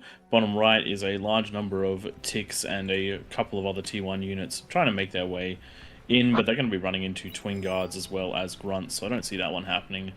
And at the top side we had a lot of the Rocketeers trying to make their way down, but running into the range of welders, which isn't going to work out for them. Some termites trying to make their way up the hills. We've got some players starting to get ready to deal with that as well. We also have some units that have gone over the mountain pass, but they ran into pounders. So unfortunately, we're not getting a Lord of the Rings type story just here. It is simply going to be bottom left, north. How about in the middle? Right in the very middle, there is a single tick and no reaction. Oh no. And spiders coming from that northeast side. You got it. The spiders are a real problem though, so there's going to have to be an immediate reaction, and that's what's happening. Watch behind going into the T2 lab. Commander self-destructed. If they can hit one of these advanced geos, that's going to hurt so much. I'd be whacking T2 walls in front of it as soon as possible. See what we mean about the opportunity for the reaction time for Watch behind though? If they were in on throne, it's GG. Good invis, but the advanced geo is now in range. Unfortunately, the spiders are too scared of the comm, and they've run away into the what a response. Detonation out of the fiends. On throne, they're gone. Like, they kill everything. But on this, he's had enough time to react, which is, I think this is why the game's a little bit more longer and balanced. Now, what we are seeing is probably going to change things for us, and I'm just realizing my mistake. On the south, we're seeing a lot of pushing out of the peasants. Watch behind is going to have to come on very quickly. The difference here is peasants that play at this time of the night instead of the time that I was up to last night know to push with the T2 rather than wait until you get into T3. So we're seeing a lot more. Piece of Bread's reacting there, but unfortunately, Orat This has is been too assaulted quite hard. And there's two bases. lanes that need a big reaction. I did wonder if the plus 35 was a little optimistic considering the experience versus inexperience, because Kings are being pulled in every which direction right now. That is going to be the want. challenge of a big map. You can't respond in multiple directions at all. You have to pick a direction and commit. At the same is time, true. I feel like that south lane didn't have as many units as they could have been. Oh compared to yeah, some no, of the there's others. Yeah. there's no question they definitely could have had more defense, but it's always that rock paper scissors question. What do you spend your money on? Do you spend it on the early defenses? Do you spend it on extra eco? Do you build down the bottom? Do you build at the top? You just have to make those decisions and stick with it. Real quick lesson for Evil Potato and Small. You can see the difference of the two lanes that fell right now. Currently, Orat, no eco, 0 metal income. A couple constructors. Witcher, plus 60 metal per second, has sent T1s up there to build a huge eco. So they'll be able to easily build a lot of T2 out of that. Watch Behind's reacted nicely and clean this up on the bottom. But yeah, Piece of Bread is being absolutely assaulted. Commander destroyed. If only there was a little bit more from the right-hand side peasants. We see 2 fusions for Thule and a couple of other players that are doing quite well economy-wise. If they Commander punched even just a destroyed. tiny bit of T2 into this, I think we would see a very, very hurting Piece of Bread. But even with that being said, we do have the Sheldons having taken down the Persecutor, which was one of the linchpins of defense, and now the T1 units are going to have a much easier time getting in. Once they take I down- find it funny how Oratab has said there's no room to build down the bottom when, like you say, you look up at Witcher, who's doing exactly what you were supposed to do. Build up on the hill. Up the hill. That is Yep. a deep comm over there. Ooh. That bottom left. Yeah. There's of course going to be learning the matter. This is a new map. yeah. I feel like this one's going to stick around. There is, I mean, it's not a complete catastrophe. We're 5 minutes in and both sides are looking quite well. The difference between now and last night is Watch Behind had about 30 APHIS before he came online. Yeah. This is Oh, a great example, though, of Witcher compared to Oratab. He lost down the front, but he's still got all his eco up behind him and he's building stuff. He'll have to get himself back in the fight. Commander destroyed. So, one question. How do we feel about the Cerberuses on the front lines? I feel like they'd be fine. They can was hit a bunch of the peasant defenses. Pretty much all of them Commander can. destroyed. They're not hitting their eco. They're not hitting their eco. They're not hitting any of their mexes. And they can build their frontline defenses slightly back on the hill with the height advantage and not get hit by the Cerberus. If you look at the one on the bottom right. Big push over on this right hand side. Yeah, Small base Cerb is just heavily under goes fire. down. Oh, 1% left on it, having said that. How far can that At reach? 1%, that'll take out quite a make few it units 0. before it goes down. Combination of an exploiter and a It is Cerberus. still going.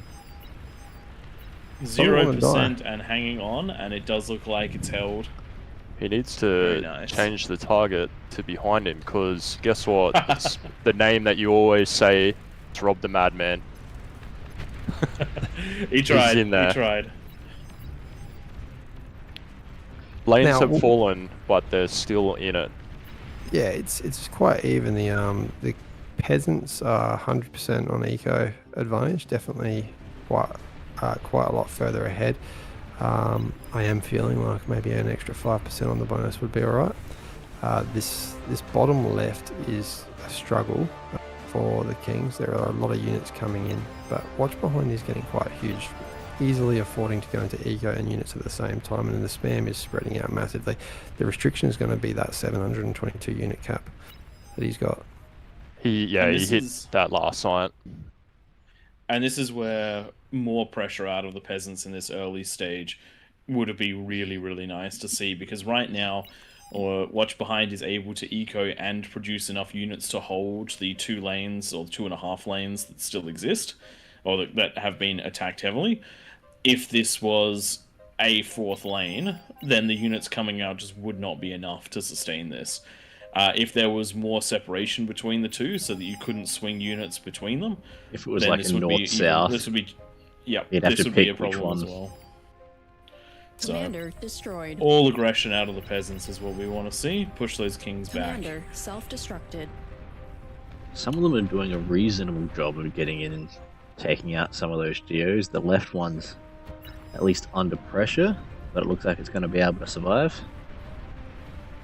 Yeah, the difference I'm seeing now though is that the kings have not got out very much. I mean, there were, I think Evil Potato managed to get some spiders out and do a bit of damage, but apart from that, I mean, there's spiders going out now on the top left. Apart from those few spider runs, it's been very much peasant aggression, which we always complain about not seeing enough of, and we're seeing too much of it right now.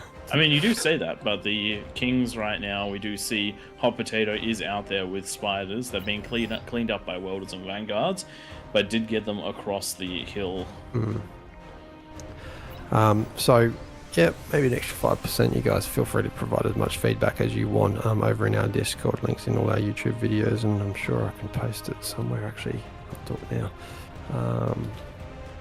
I think It the will other be thing helping us. that I noticed last night, and I'm noticing it again now, is because there's so much room for the peasants as well on the outside, they're all able to eco. There's so many wind farms plus fusions everywhere, even on the front line, which And you the don't map is see that in much Raptor. bigger. Yeah.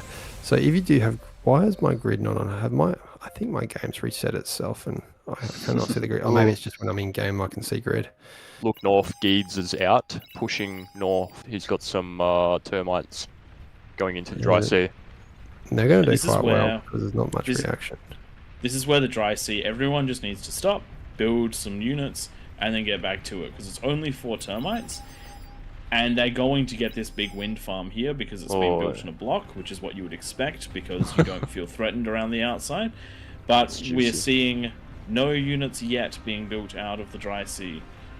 It's just They've made interesting it. seeing Damo's commander just start slowly losing energy to walk invisible as his entire energy goes from like 1,000 plus to 100.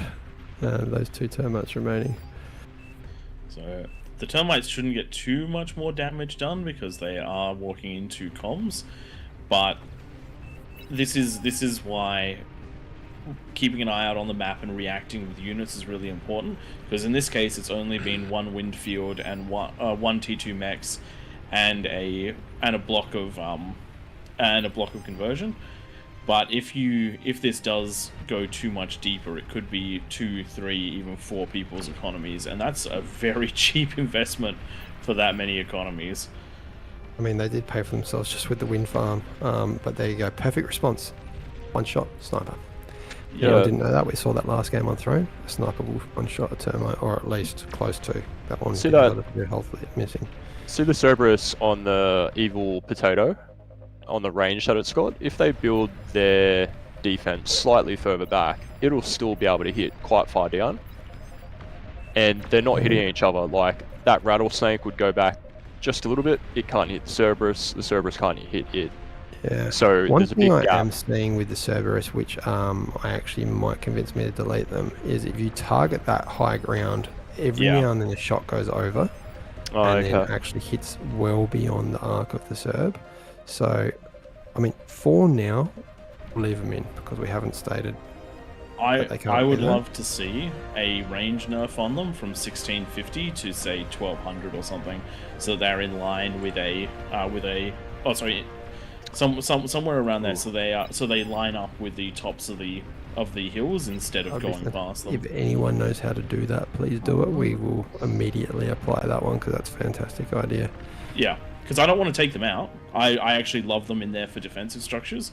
I just want to make sure that they can't accidentally fire into something they shouldn't, because a single Cerberus shot can take out a T2 converter. So, one other thing that I haven't seen anyone click onto just yet. So say down in Witch's Lane, where those Sheldons are, that hill up to the left, those Sheldons can go up there and get a super high ground advantage and be shooting across and down. Ooh. Yeah, that'd be nice. I would also, I would love to have air in here just for air transports, so Oh, they could jeez. put tremors on the hills. That'd be awesome, but I don't think it would be particularly balanced. Would the catapults could walk up on them? They could, couldn't they? Hmm. Oh god! Or, you that'd know, be- vanguards like we have over on the right hand side. Bottom right, Yeah. we've got some demons and catapults, which are This is a big Yeah. issue for the middle, and this, I'm sure Watch Behind is going to react shortly. But small is thank God that is an advanced exploiter. Those things do so much damage, but there's nothing that's I going to stop don't- these catapults. no, And there's Small, nothing right another now. person Very that did not build an eco up on the hill, Yeah, they'll only do it once. and that's the thing. We will naturally see with this map being played more. We will naturally see that just being default. That you In build fairness- your 3 mexes, and you go and build some build power up on the hill straight away. It's a Look piece how of much empty bread. room there is up there. Oh It's yeah, still a long way behind. you could fit from the last game. You could fit my whole base multiplied by 2 on any of these wings. Yeah. So another thing that was very fun last night, where small is, I was in a similar situation to that last night, and how many? It was, I think, 9 Titans I degunned because they all grouped up walking up the hill because of that choke. That's disgusting, and I love it. It was, yeah. Twig had to hold his breath and not say anything. And I pulled it off, and my commander didn't die. So if Small hadn't have died there, you could just see, look at these guys come up in a line. Oh, yeah. Just straight down. Maybe we're going to see it anyway. This could be Fine, game can we- over. Unfortunately, it looks like some of the flames are getting pretty close. All it's going to take is those ticks to find the comm, and then it is going to be Oh, a there very it good is. comm. This is Yeah, this big is trouble. This is game over for the Kings, I reckon. I reckon so. They've got one demon still wandering in, but Doesn't the matter. catapults have found the economy. That's it. Oh. With those advanced geos, that's a big I'm pull. surprised, given the size of that eco, I'm surprised there weren't even any there weren't even any pop-ups.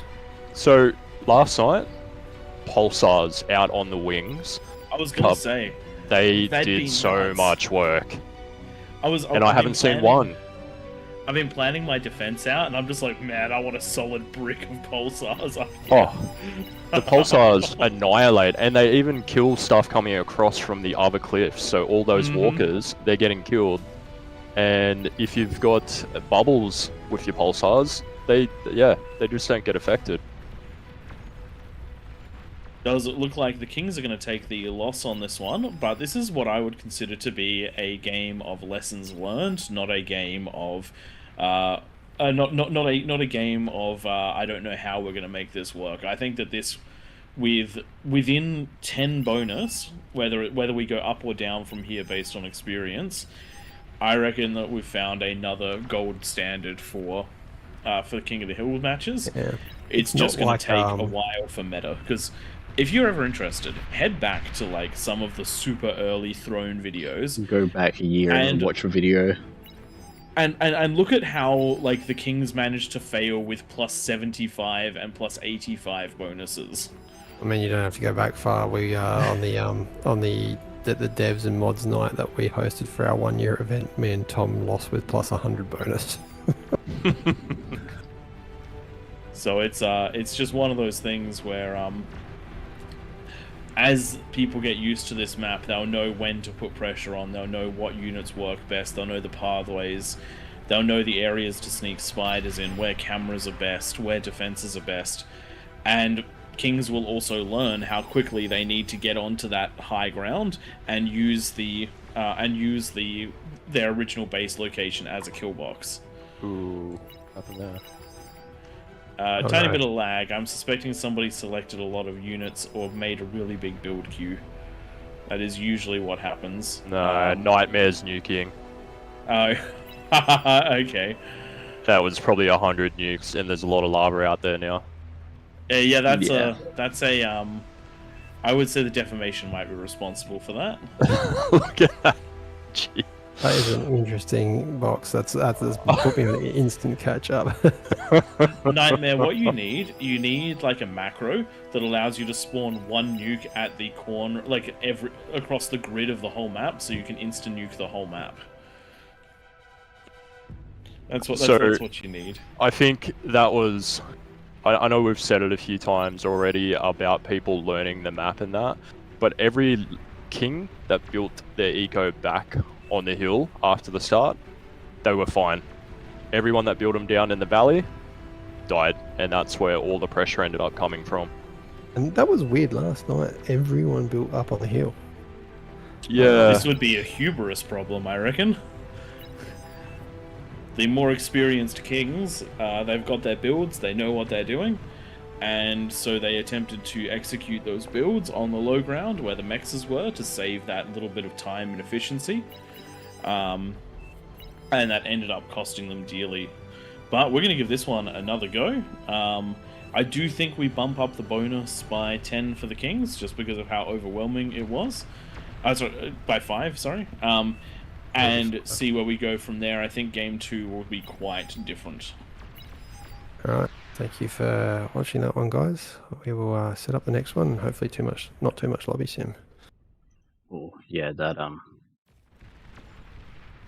That destroyed your computer, didn't it, Tom? yeah, those nukes are That's it. horrific. I'm already like 2 I should minutes really behind. set up a GoFundMe for you to have a new computer, not to ask people for your money unless you have exorbitant amounts of disposable income, people, but Tom needs a new computer. However, the best solution is to give me a new computer and I'll upgrade Tom's with all my old parts. You greedy mofo. So What can I Jaleo is saying to me, higher bonus and if possible, make the lower area accessible for geos for the kings as the best balance wise, as that might mean a lower bonus is fine. No, there's going to be a lot of different opinions. I Yeah. actually think like that lasted a reasonable amount of time. If simply those players built a backup eco on the hill, and not even a backup, their main eco on the hill, they would have Exactly. been fine.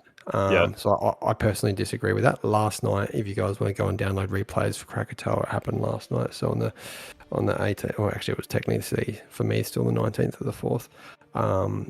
Really good game that showed what the Kings should do to expand, and they did it on a 30% bonus or less. So we're going to bump this one up to 40 just because there are more experienced peasants compared to last night.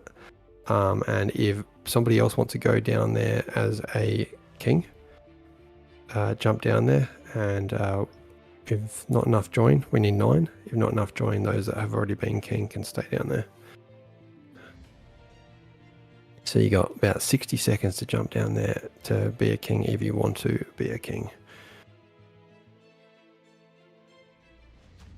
What I'll do on the Beyond All Reason, actually I don't have access yet, but I will shortly. But on ours, I'm just going to do a quick poll if you guys think that's a good map.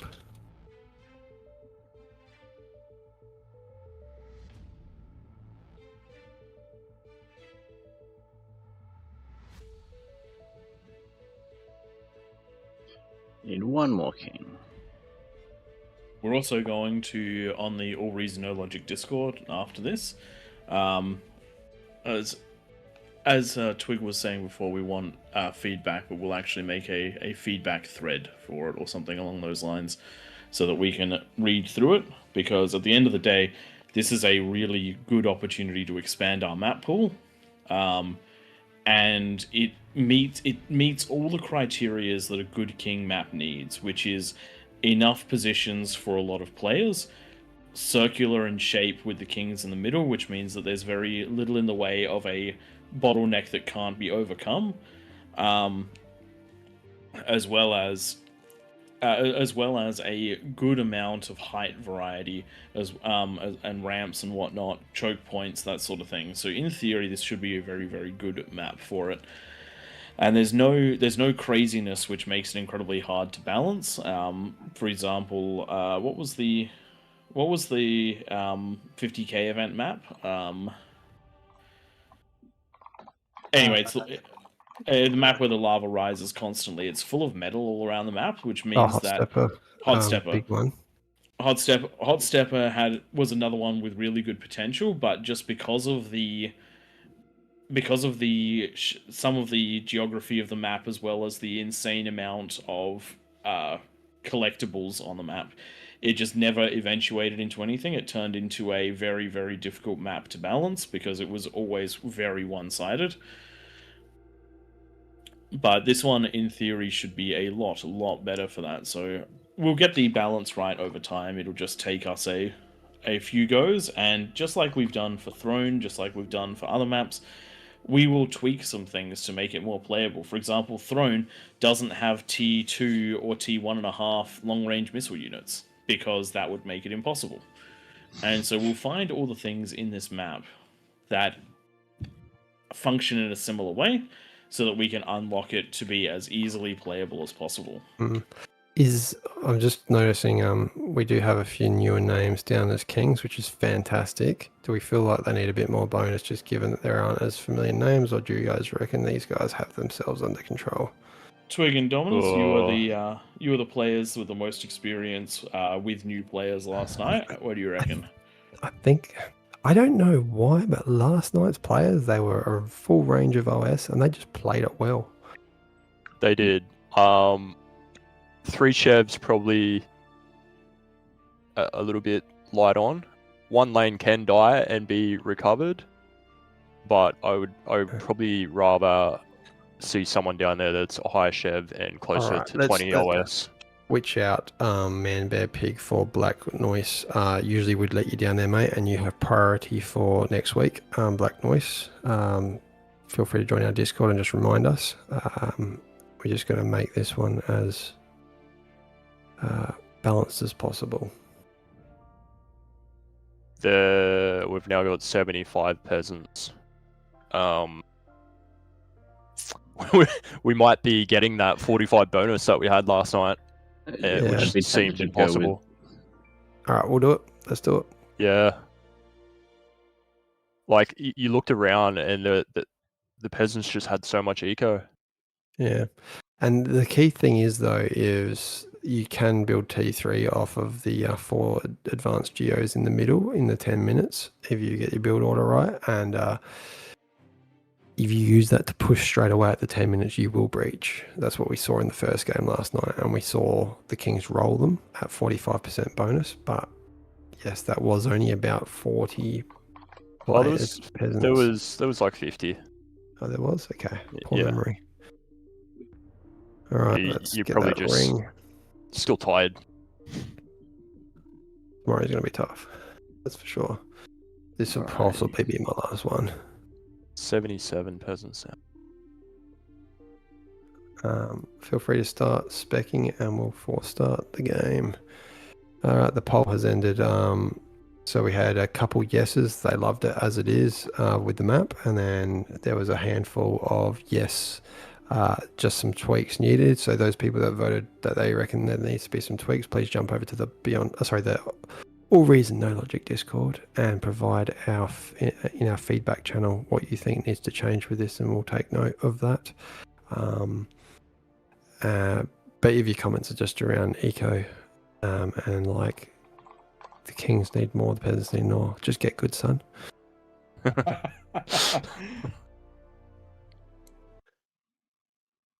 Yeah, I think it, like you guys have already stated, it's hard because this is the proper KOF crew, and there's a lot more experience going around. And this map plays a bit different to the others, so just getting into the rhythm of how this plays compared to the other ones, it's the sort of thing like Claymore plays different to Throne, which plays different to Raptor Crater. Yeah. This is another one that plays slightly different again. and I played in the first one last night. What we didn't see, and I was the only player to do it, and I was the first person to get T2. There was no commieing last night for peasants, which is what we did experience when we played King of the Hill back when it started. There was no such thing as commieing. Everyone just did their own thing, and then when commieing happened, it changed the meta, changed the game, and now it's needed. Man, Bear Pig Welcome, taking the middle Commander. up there. It might be worth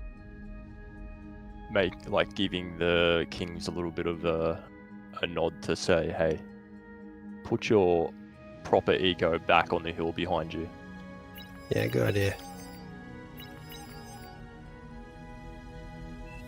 And then also reminding them only taking 3 metal.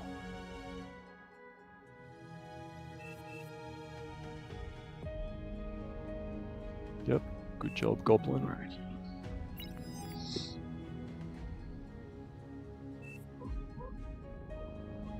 You're alright, it's okay.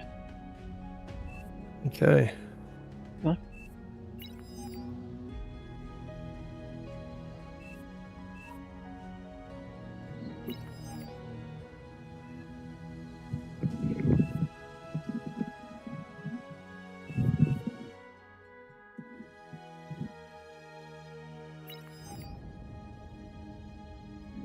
Let's post those rules. Gonna be back in a second. So, any of those kings that are listening to the stream, such as Hot Potato, it'd be fantastic if you just keep an eye out on your friends. Make sure they only build the 3 mexes. All right, Synox, read the rules.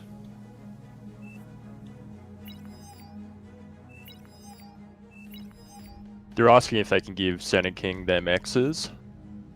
I mean, sure, but the Senate King doesn't need it. You really don't. I would say no. Let's just say no for now. Yeah, watch behind.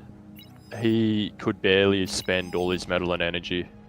Yeah, you guys need to keep it for yourselves, in my opinion. And we'll just enforce that for now, just to keep things consistent. And then we'll trial things over the weeks to come. We're here every week, so there's going to be plenty more of these. And I dare say this is going to work its way into the rotation.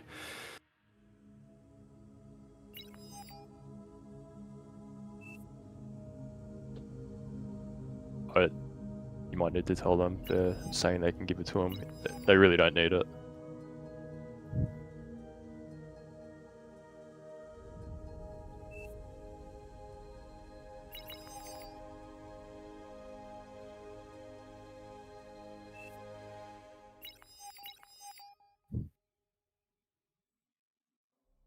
Okay, I'll post the rules once more time, and then we'll get things started.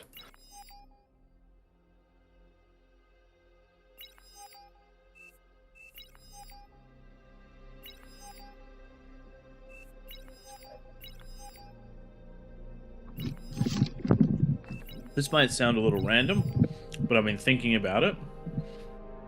And I reckon that Legion needs a portable shielding bot or tank out of the T3 lab.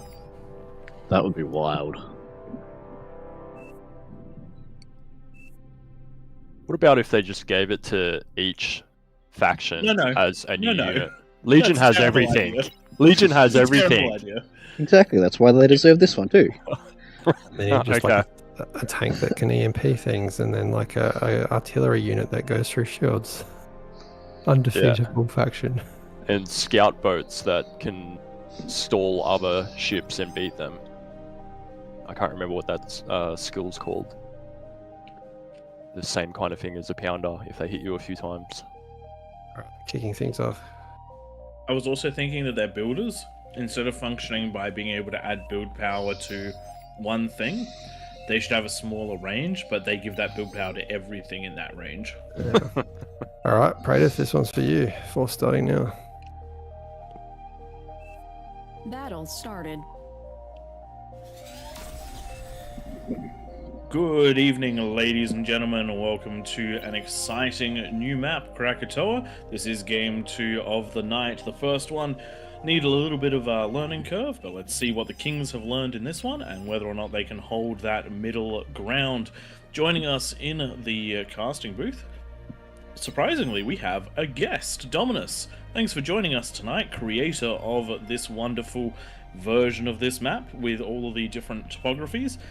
Very difficult thing to do because you have to just trial and error it, but look at the results. Lava lakes blocking everything off, peasants around the outside, kings on the inside. What a great time we're having tonight. Also, as per usual, joining me is Twig and Tank Tom of AllReasonNoLogic. Now, this one's a bit different, ladies and gentlemen. In this case, we have 9 kings. Wait, that sounds a bit like raptors. We have multiple plateaus. Wait, that sounds a little bit like throne. And we've got a dry sea. Oh, also throne. Wait, this map might just work. This is what we've been looking for. A map with a very large circular area, kings in the center, so no massive one-off bottlenecks. We have many of them around the map. Plenty of high ground locations to shoot from. A couple of traversable paths through these mountains if you're really intrepid with some T1 potentially bots, and plenty of defense space available. Can't wait to see what the kings do with this one. Can't wait to see what the peasants do. I'm also going to be very curious what units are going to look like when they start patrolling the outside of the map as the kings start to break out. There are a couple of things to bear in mind that we are still balancing this. So we don't have enough information to do some of the unit tweaks we've done for a few of the other maps. So, for example, in Throne, we don't have T2 and T1.5 rocket bots. Those have been outlawed just to give the kings a chance, but we'll find those out along the way, and we'll get the balance right as we go. So, ladies and gentlemen, let's take this one and see what happens. 10-minute no rush as per usual. Do not use structures offensively. You'll probably see a little bit of that happening with the geoguns. That's fine, we are aware of that, and we will make changes as needed along the way. But until we've got a few games under our belt, it's just going to be a little bit of a Wild West out there. It's looking like some of the kings have actually listened and they're starting to build their eco up on the hill. What we like to see.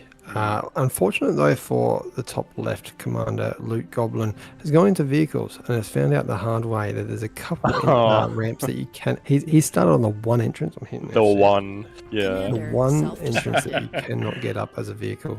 So you just be careful of that. And while we've got that selected, just a reminder. There are 2 entrances over in the dry sea that vehicles also cannot get up on the top right of the map there. So you can see his constructors have had to take the long way around on the ramp just below. Hey, at least because of that, he's been able to go to P2. Very good show, by the way. Commander self-destructed. We've seen some T2 get up very quickly for the peasants. We've already got multiple T2 labs. Bottom left. And look, if this will be actually potentially, and once again, we're basing this off of last night where we've gone the bonuses and the rules. Maybe we'll be opening it up so that the kings can build on all the mexes, rather than just restricting them to 3. The ones that aren't covered by lava. And there's going to be some weaker lanes and stronger lanes based on where the lava goes. We cannot really control it. You can see down on the South Avalons, it's going to have one mex that you will not be able to build on. Even if you offset the mex, it's still going to always be touching it, unless you had like 100. The lava can go down, so it's all the way to the ramps, and you can get access to all the mechs and all the geos and still have lava. Tweaking to be done. Tweaking will be done, I am sure. So we just had a poll, and everyone liked the map. There were no no's. There were no I don't like this maps, but some were leave it as is. Some were need a bit of feedback, need a bit of tweaking, which we expect, and that'll happen. And I'm really excited to see the way this one goes. I reckon it's going to be enjoyable watching the meta change through this one. It's been a while. We had, I think, that special hot stepper. We tried King of the Hill on that, and we just found every time we did it, it turned into the slowest, like 10 frame per second game on every single game, because there is so much metal in that map that everyone was T3 by like the 15-minute mark. And it just didn't work out, and it was fun, it was a laugh, but it wasn't one that made the usual King of the Hill rotation, because it just couldn't be running your computer. Commander The last self-destructed. one we did had a 5 demon push at 10 minutes. From the peasants. So Which is ridiculous. gives you, and that center king they could do 5 demons in the 10 minutes by themselves without even coming. And look, I reckon on this map, the center eco with the 4 geos, they can probably get 1 or 2 out by the 10-minute mark and really help a lane. But where that doesn't work as a king is there are 71 commanders. Have a on look the over field on the left and see where Watch Behind it. He's found a little spot. Yeah, so watch behind is outside of the starting spot. Commander self-destructed. I am so tempted. He's snuck up there for the energy. I mean, he's not in. Is He's he on the just king testing side it. or not? He's testing the map out for us. Oh man. If that So had- traversable by king, Pushing limits, sorry. I think, was that. by peasant. commander. Yeah. The lava is the boundary for now, but yes, he will be able to go up there, and arbiters are going to be a thing. Hitting F6 again. You can see, yeah, he can get up through there onto that one. But yeah, arbiters will be like quite a good thing. But once again, such a huge map. Just zooming all the way up. If I was to draw a line down the bottom right, I think about there is where Raptor Crater and Throne end. So we've got all that extra real estate in both directions. I just want to say also, there's 81 peasants, and on Raptor Crater, it would be absolutely packed. 81 On this. peasants on raptors is chockers. Yeah, on this, there's room for more. That's So- what we really like about Krakatoa. So I'm addicted to the crack. I tell you. One thing I just wanted to jump into, it was one of the points we were talking about with the demons. Twig was saying he reckons you could probably get 2 demons out if you're the middle player because of conversion, because of the advanced geos. One of the things to bear in mind is that having 2 of them out at 10 minutes is awesome. The distance they have to travel to hit a peasant is They're not going to hit very, anyone very until 12 large. minutes. I'm hearing so- shots. Where's No, it got? It's just a persecutor, but it's just hitting the ramp. Yeah, I'm not too worried about that. It's not ideal, but it is also that ramp is no man's land essentially. It is no man's land. Um, I just want to say, Potato, give Picker Brick a bit of a nudge and a reminder. Put some eco. Oh, maybe he's already got things. Sorry, no worries. He just put it in a different spot, I think. well, Yeah. the interesting thing about And Picker, also AFS Picker Town. is one of the things that he's done is built a lot of the defenses early. These walls were down, the Dragon's Maw were down, the Wardens were down in the first, like they started coming down very, very early on. This is a huge metal investment to do early. If you do it late and you're already producing economy out of a fusion, out of conversion, you can still get it up by the 10-minute mark, but you then have the eco to back it up. A defense like this is not a very strong defense. It's only It's not 5 great. Dragon's Maws and 3 Wardens. That's not going to hold for very long, but it costs a lot of money. And if you do it early, Commander, you're just not going to be able to self-destructed. scale. Yeah, he's only just getting his T2 now with 40 seconds left. He hasn't upgraded his mechs. He's kind of just done it all in the wrong order. Yep. And ordering is really important. We talk about the rock, paper, scissors, but the rock, paper, scissors only matters if you have the basic build orders down and the basic ideas behind the build orders down.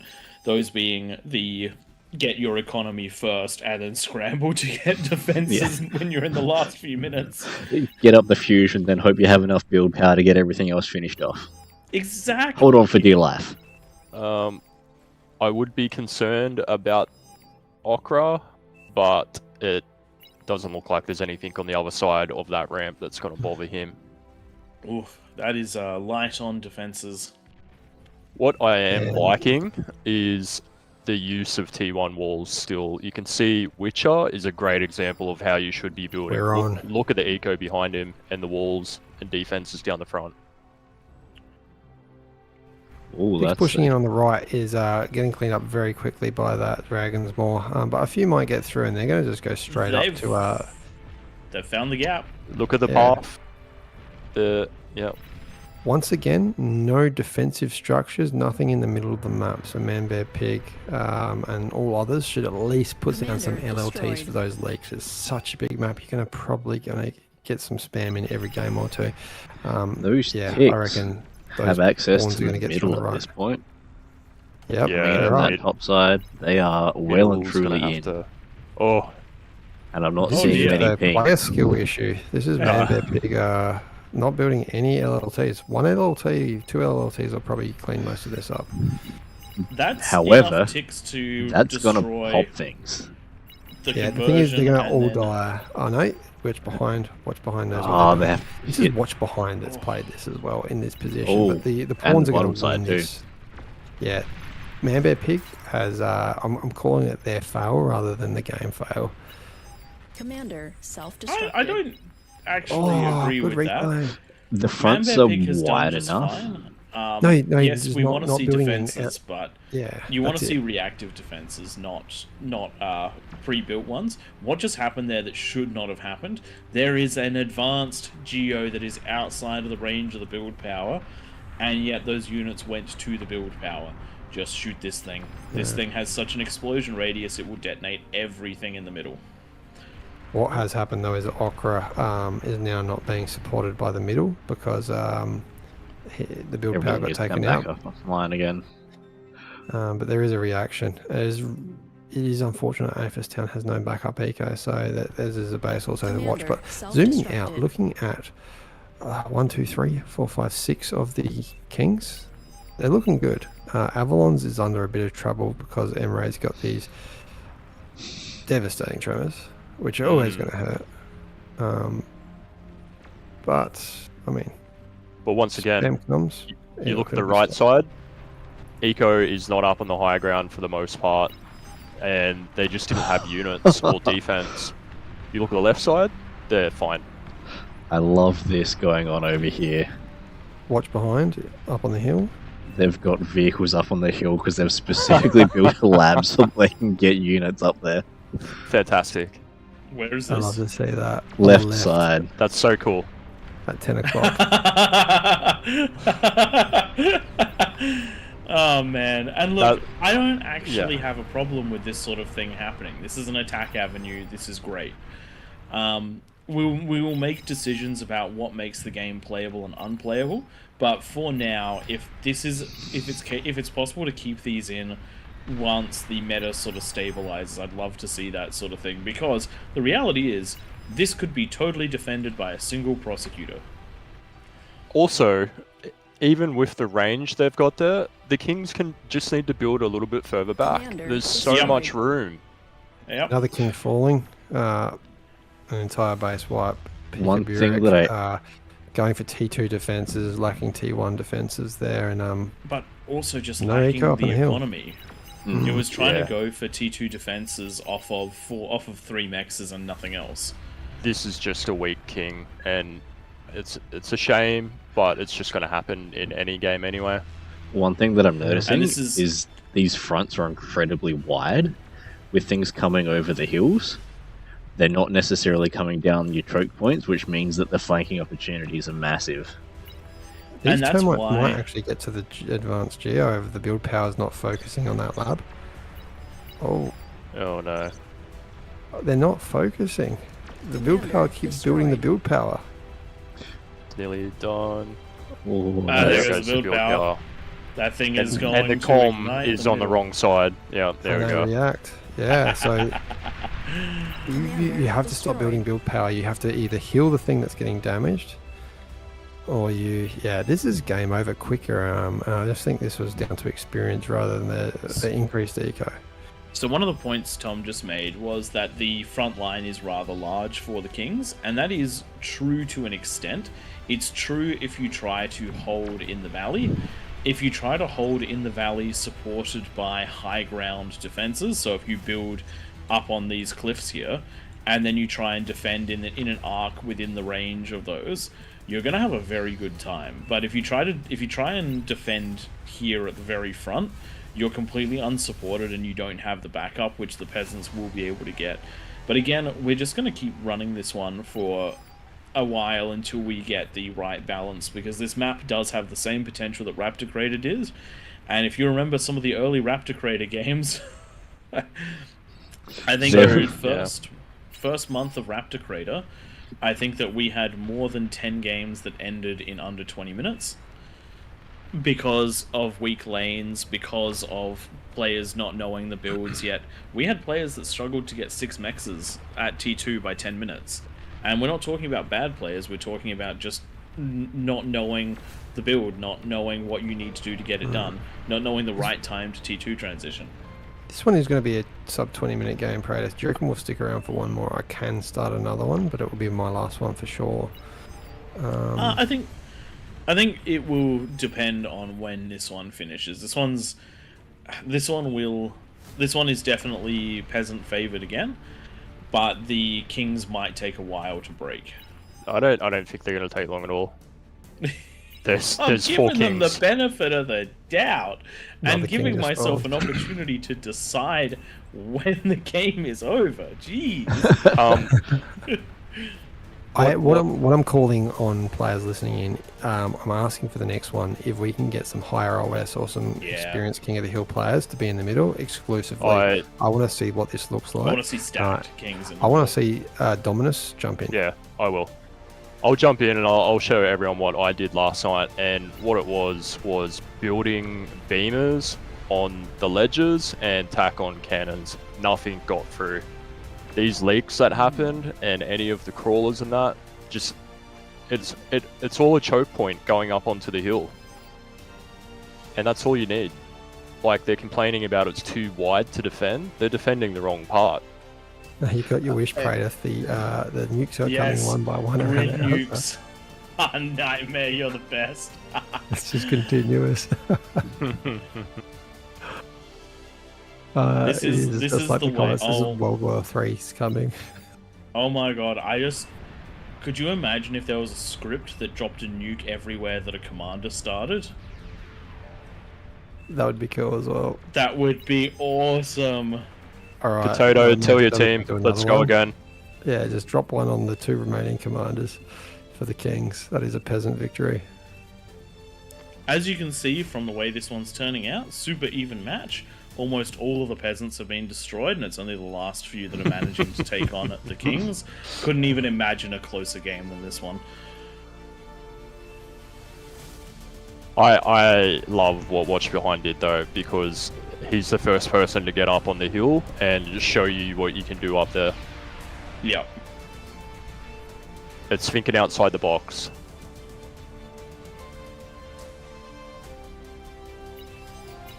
But I will jump in and play the next one, and while I'm in there, I'll give some pointers. But let's try and get some high-level kings. Yep, I do want to see the high-level kings in there because, yes, this map is going to have probably the highest learning curve, with the exception of maybe Claymore, because Claymore requires co-op eco for the peasants in every corner. But for the kings, this is going to be the highest learning curve. Look at these holes. If only I could do that while editing the map. Commander destroyed. Commander destroyed. Man, one day we'll get some. We'll get Halo Forge mode in this. I swear, it'll be awesome. It's not like that was a ludicrously crazy thing that they did, and will probably not be repeated by like basically any game for eons. This is Nightmare just having his fun. Daoshi, can you sell? Yep, thank you. There we go. Yeah. Alright, we're going to get into the next one as quickly as we can. High-level kings is what we want for this one. We want to see what they can do. Or and do your experienced best. players. Yeah. High-level, I do not mean OS at all. I mean strong kings.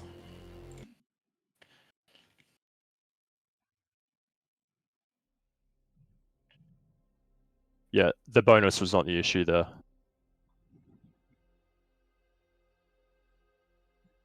Luke Goblin says if we can do this, can mods please enforce rules? What rules were broken in that game? I am going to some bear pigs out.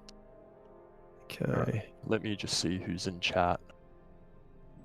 Jump down there if you want, Douchey, and then you can jump back if you want to ask those guys for some experienced kings and just jump them. Yeah, jump down there and we'll. Be I'm back going in to a take sec. this as an opportunity to have a quick break while you guys keep things going.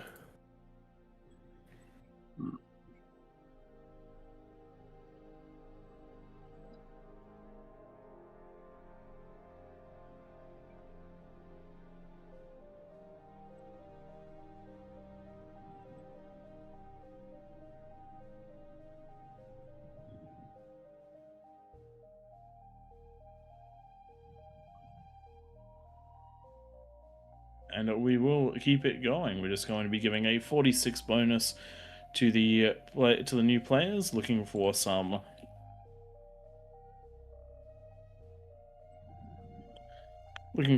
experienced kings.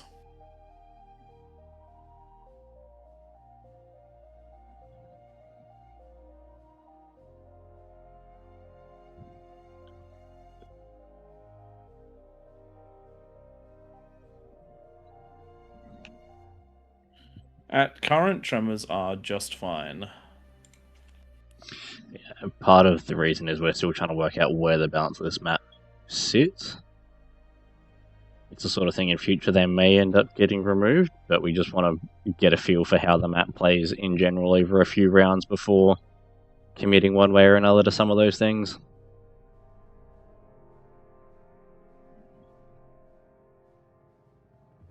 Okay.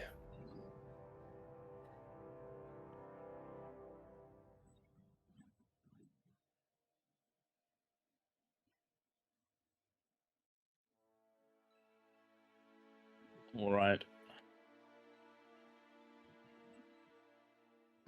That's looking like the Kings team if no one else is jumping in.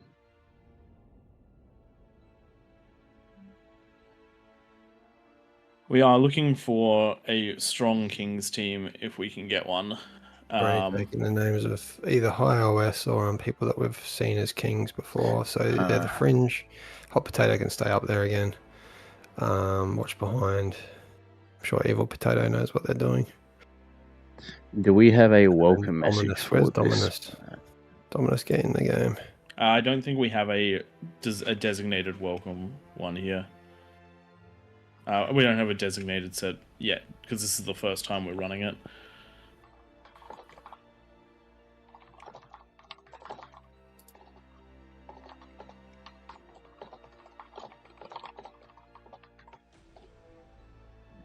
There we go.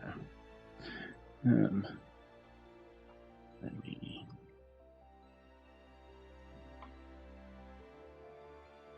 You can't have a plus 64 bonus.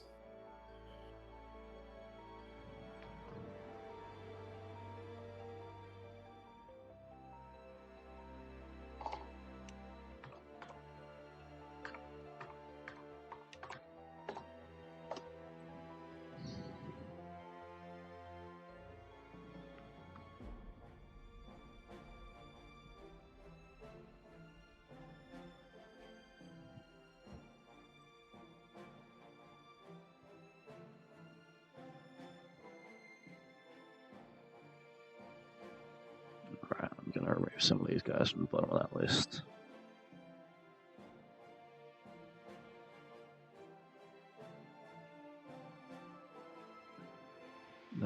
We need 9, don't we?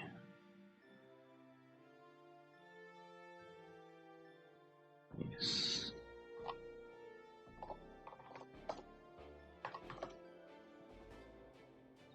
Okay. Have I got my mark on still? I do. Alright, so we've got a stronger mix of kings, I think, this time round. Hopefully.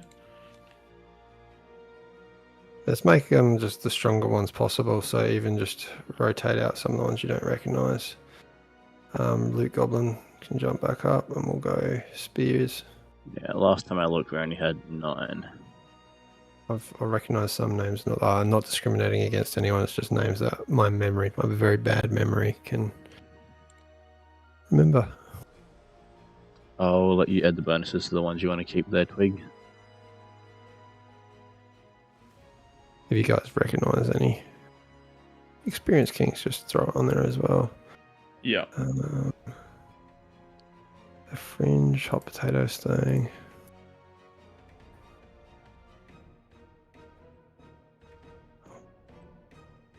Helltrag I've seen before.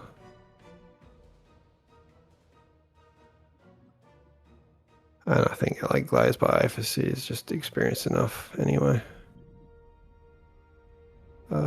Actually, Witch is already Which was in the last one.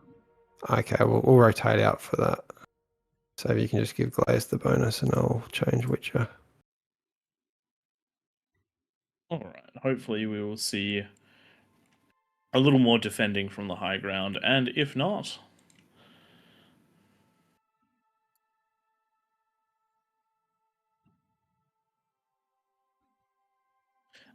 then we'll probably just need to get in there ourselves next week and see what we can do. I was thinking that could be the theme of it we take on our new map. So we can only criticize ourselves. We do a pretty good job of criticizing everyone, and honestly, it's in good fun. We just do it because that is who we are. We are pricks. We tell people that they're doing something wrong if they're doing it wrong in our opinion, but you're probably better at the game than me.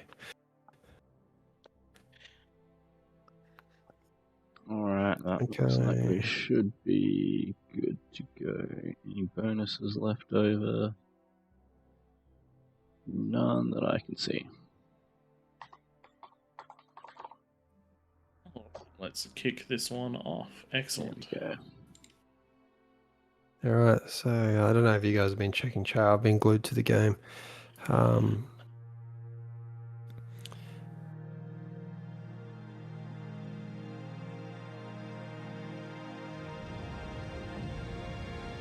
don't know if our chat is still linked. So one of the things to bear in mind, because a lot of the chat right now is talking about the ranges that units can hit things. We are making notes on that. We are monitoring what's working, what's not. The big thing is that this has happened in multiple cases in King of the Hill before. So, for example, we're seeing a lot of players that are very anti the Quakers. Sorry, not the Quakers. The Tremors. The Tremors. We had a week in Raptor Crater where Tremors won games 3 times in a row. The next week when we came back, players tried to do it again, and the Tremors got shut down so hard, because you got to bear in mind they cost 2,000 something odd metal, and they are incredibly weak to T1. Now, I know that it can be hard to get the T1 to the tops of those ramps, where the Tremors are currently shooting, but again, the objective shouldn't be to get the Tremors... Well, in theory, the objective shouldn't be to get your units to the top of the ramps to kill the Tremors. The objective should be to draw the Tremors in and then get the Tremors when they are lower down on the ramps. Tip, what I'd be doing if I was the Center King, so if I was Trag, I'd be building a pretty early Juno to be used defensively to help out in, shutting down the vision that those Tremors get. Exactly. So there's a lot of... Defensive Juno. There's a lot of things, and one of the things that is really key is going to be Kings having defenses in these areas here. These cliff wings are going to be very crucial for defenses. In the first game that we did these ones, if you put things like Persecutors up here, so your T2 long-range artillery, if you put things like Pulsars up here, they shut down a huge portion of the map and turn it into a very direct lane that people have to attack down, and then the Kings have a lot of room to attack down there. One of the things to bear in mind is, during the course of the game, you are probably going to lose your 3 mexes that you start with. The reason you start with those 3 mexes is to get you going. The high ground is where... You gotta remember, this is King of the Hill, which means the high ground is the important bit. that low ground is just the topography of the map, and so we will do what we can to make this one work, but we also do need to wait for players to learn the map a bit. I know that there are definitely some people between now and next week who will jump onto this map and make a build order. And I really hope there's someone that goes and tells me how to reduce the range for just the Cerberus to whatever it needs to be, not getting over those hills. HS has jumped out. It's just Storm still in the middle, and if Storm does stay there, then they will disappear pretty quickly. Just remember, pray to delete with the remove unit code rather than. I do not have that command. You need to save stuff. I did save it. It just didn't save. Okay, I'll send it to you now.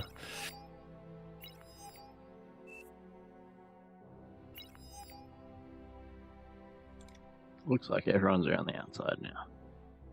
Around the outside. Around the outside.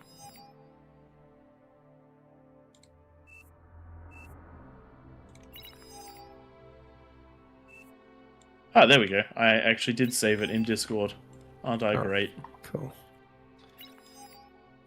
I'll pass rolls once more, and then I'm going to kick this one off. And just have those codes ready, because I reckon there's one or two comms that may spawn in the middle, because there's red dots on the right-hand side of my screen. It means players have disconnected. Yeah, you will be removed.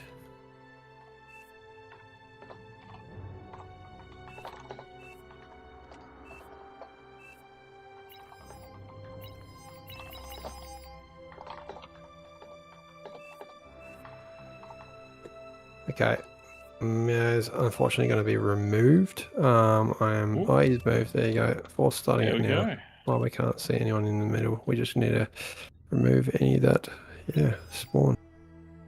Excellent. Let me start the recording and then let's kick it off. Battle started. Good evening and welcome to AllReasonNoLogic's King of the Hill on Krakatoa. This should be a game 3 of a new map, so lots of testing, lots of learning. We will see exactly how this one runs. We've definitely seen some peasant favored at the moment, but we also are yet to see the kings migrate to the high ground, so hopefully we'll see that one soon. So, a couple of quick things on this one. Rules are not quite set just yet. We have the standard ones. Those being, do not use structures offensively. We are aware that the geoguns are capable of doing that. We have a fix for that planned, but it does mean that it is still happening in this one. Just build your defenses a little bit further back, peasants. It is the best course of action for today. We also do not have air on, and we don't have any tweaks at the moment. So unlike games like Throne, we do not have any particular unit tweaks on, and we will address those as we need to. Big game, 85 players around the outside, 9 in the center, and we'll see exactly how the kings go. What we've noticed so far is that if you build too extensively on the bottom ground, you are very vulnerable to some of the older tactics that we've seen from the past. That would be things like tremors, quakers, as well as anything sort of long-ranged. But if you migrate to the higher ground, you tend to have a bit of a better time. We've also given the king. We've tried to give the kings the best shot possible this time by putting a mostly experienced kings in here, because one of the issues we ran into was some very, very early leaks, setting the king in the center back dramatically, as well as attacks from the rear for many, many players. So we'll see how this one works out, and we'll make adjustments as needed. But I hope you guys enjoy it. Joining me in the casting booth, Twig and Tank Tom, as per usual. We did have Dominus earlier tonight, who did make this version of Krakatoa, but he has jumped onto the King's team to show everyone how it is done. He's playing down on that southern lane there. It's one of the harder lanes with space, but I think it's the north and the south technically are some of the easier lanes to get out of, because they are similar to Raptor Crater. You're going to have less people spawning in those lanes.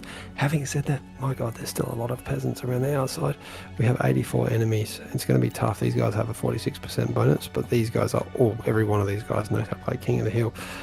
One thing that I've noticed between now and the last game that we're going to probably have to add into the rules is these ramps, considering the lava for the peasants only starting down almost in the peasants' base, we're going to have to tell them not to build bases or anything on the dirt. It has to be on the green, I'm thinking.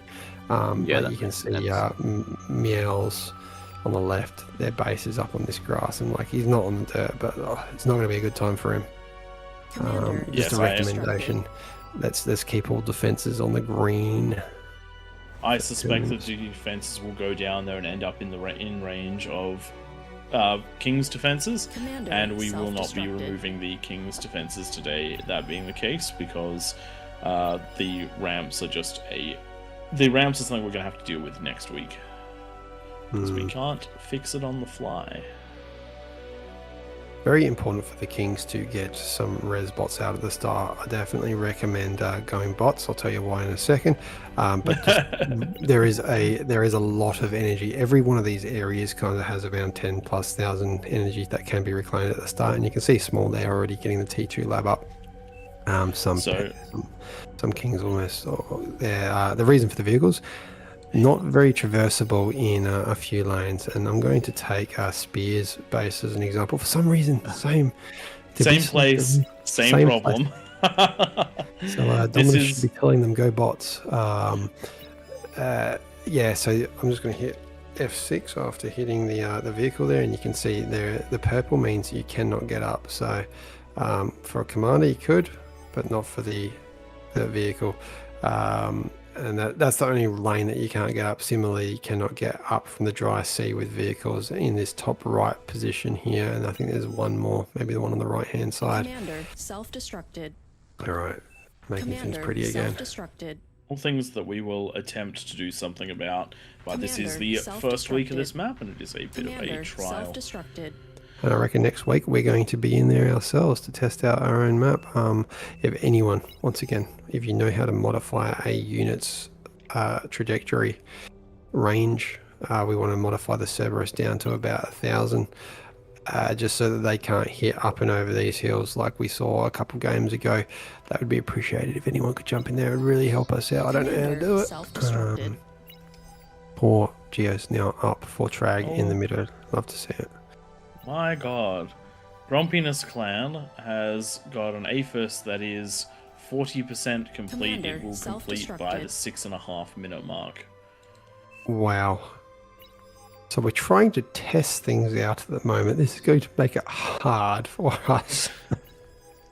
And you've got this sort of coming going on. It is great to see so many big names like Grumpiness Clan guys, Fish House Mike. Why is it always that same spot? Like it's Because that spot has a lot of self-destructed. space. But what he's saying is the bottom right. Why is it always the bottom right that has the big eco? What, you got a Just see how problem with the bottom green. right? I'm just going to rotate my screen so that it's not the bottom right.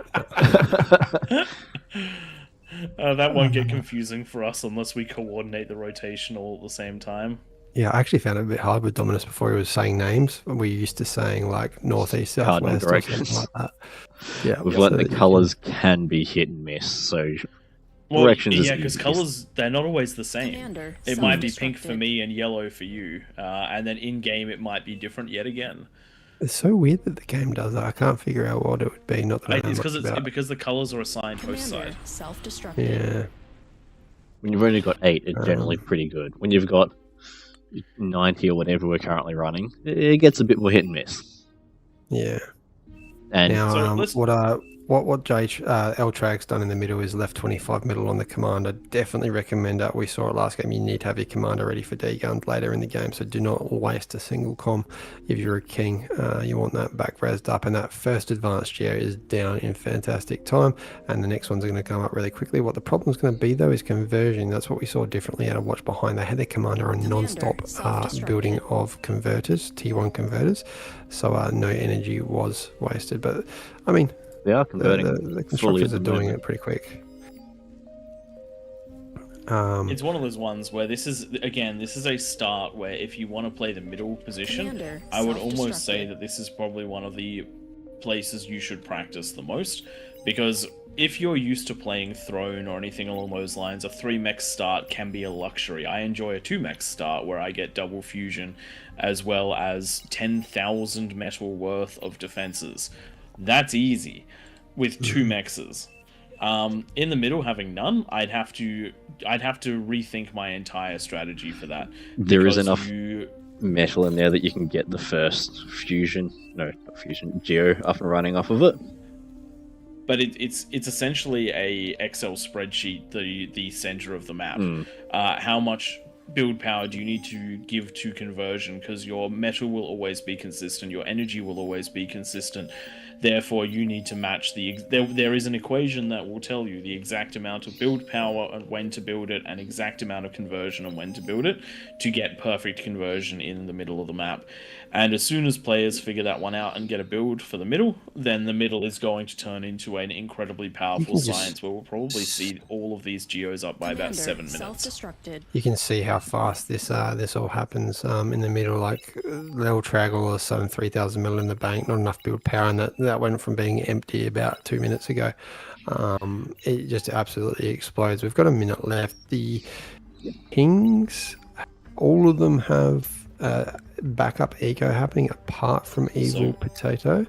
So it's going to look quite a lot different than last game, I think. Just want to point this out. Hot Potato on the high ground has a T2 lab, 2 fusions. That's what we want to see. This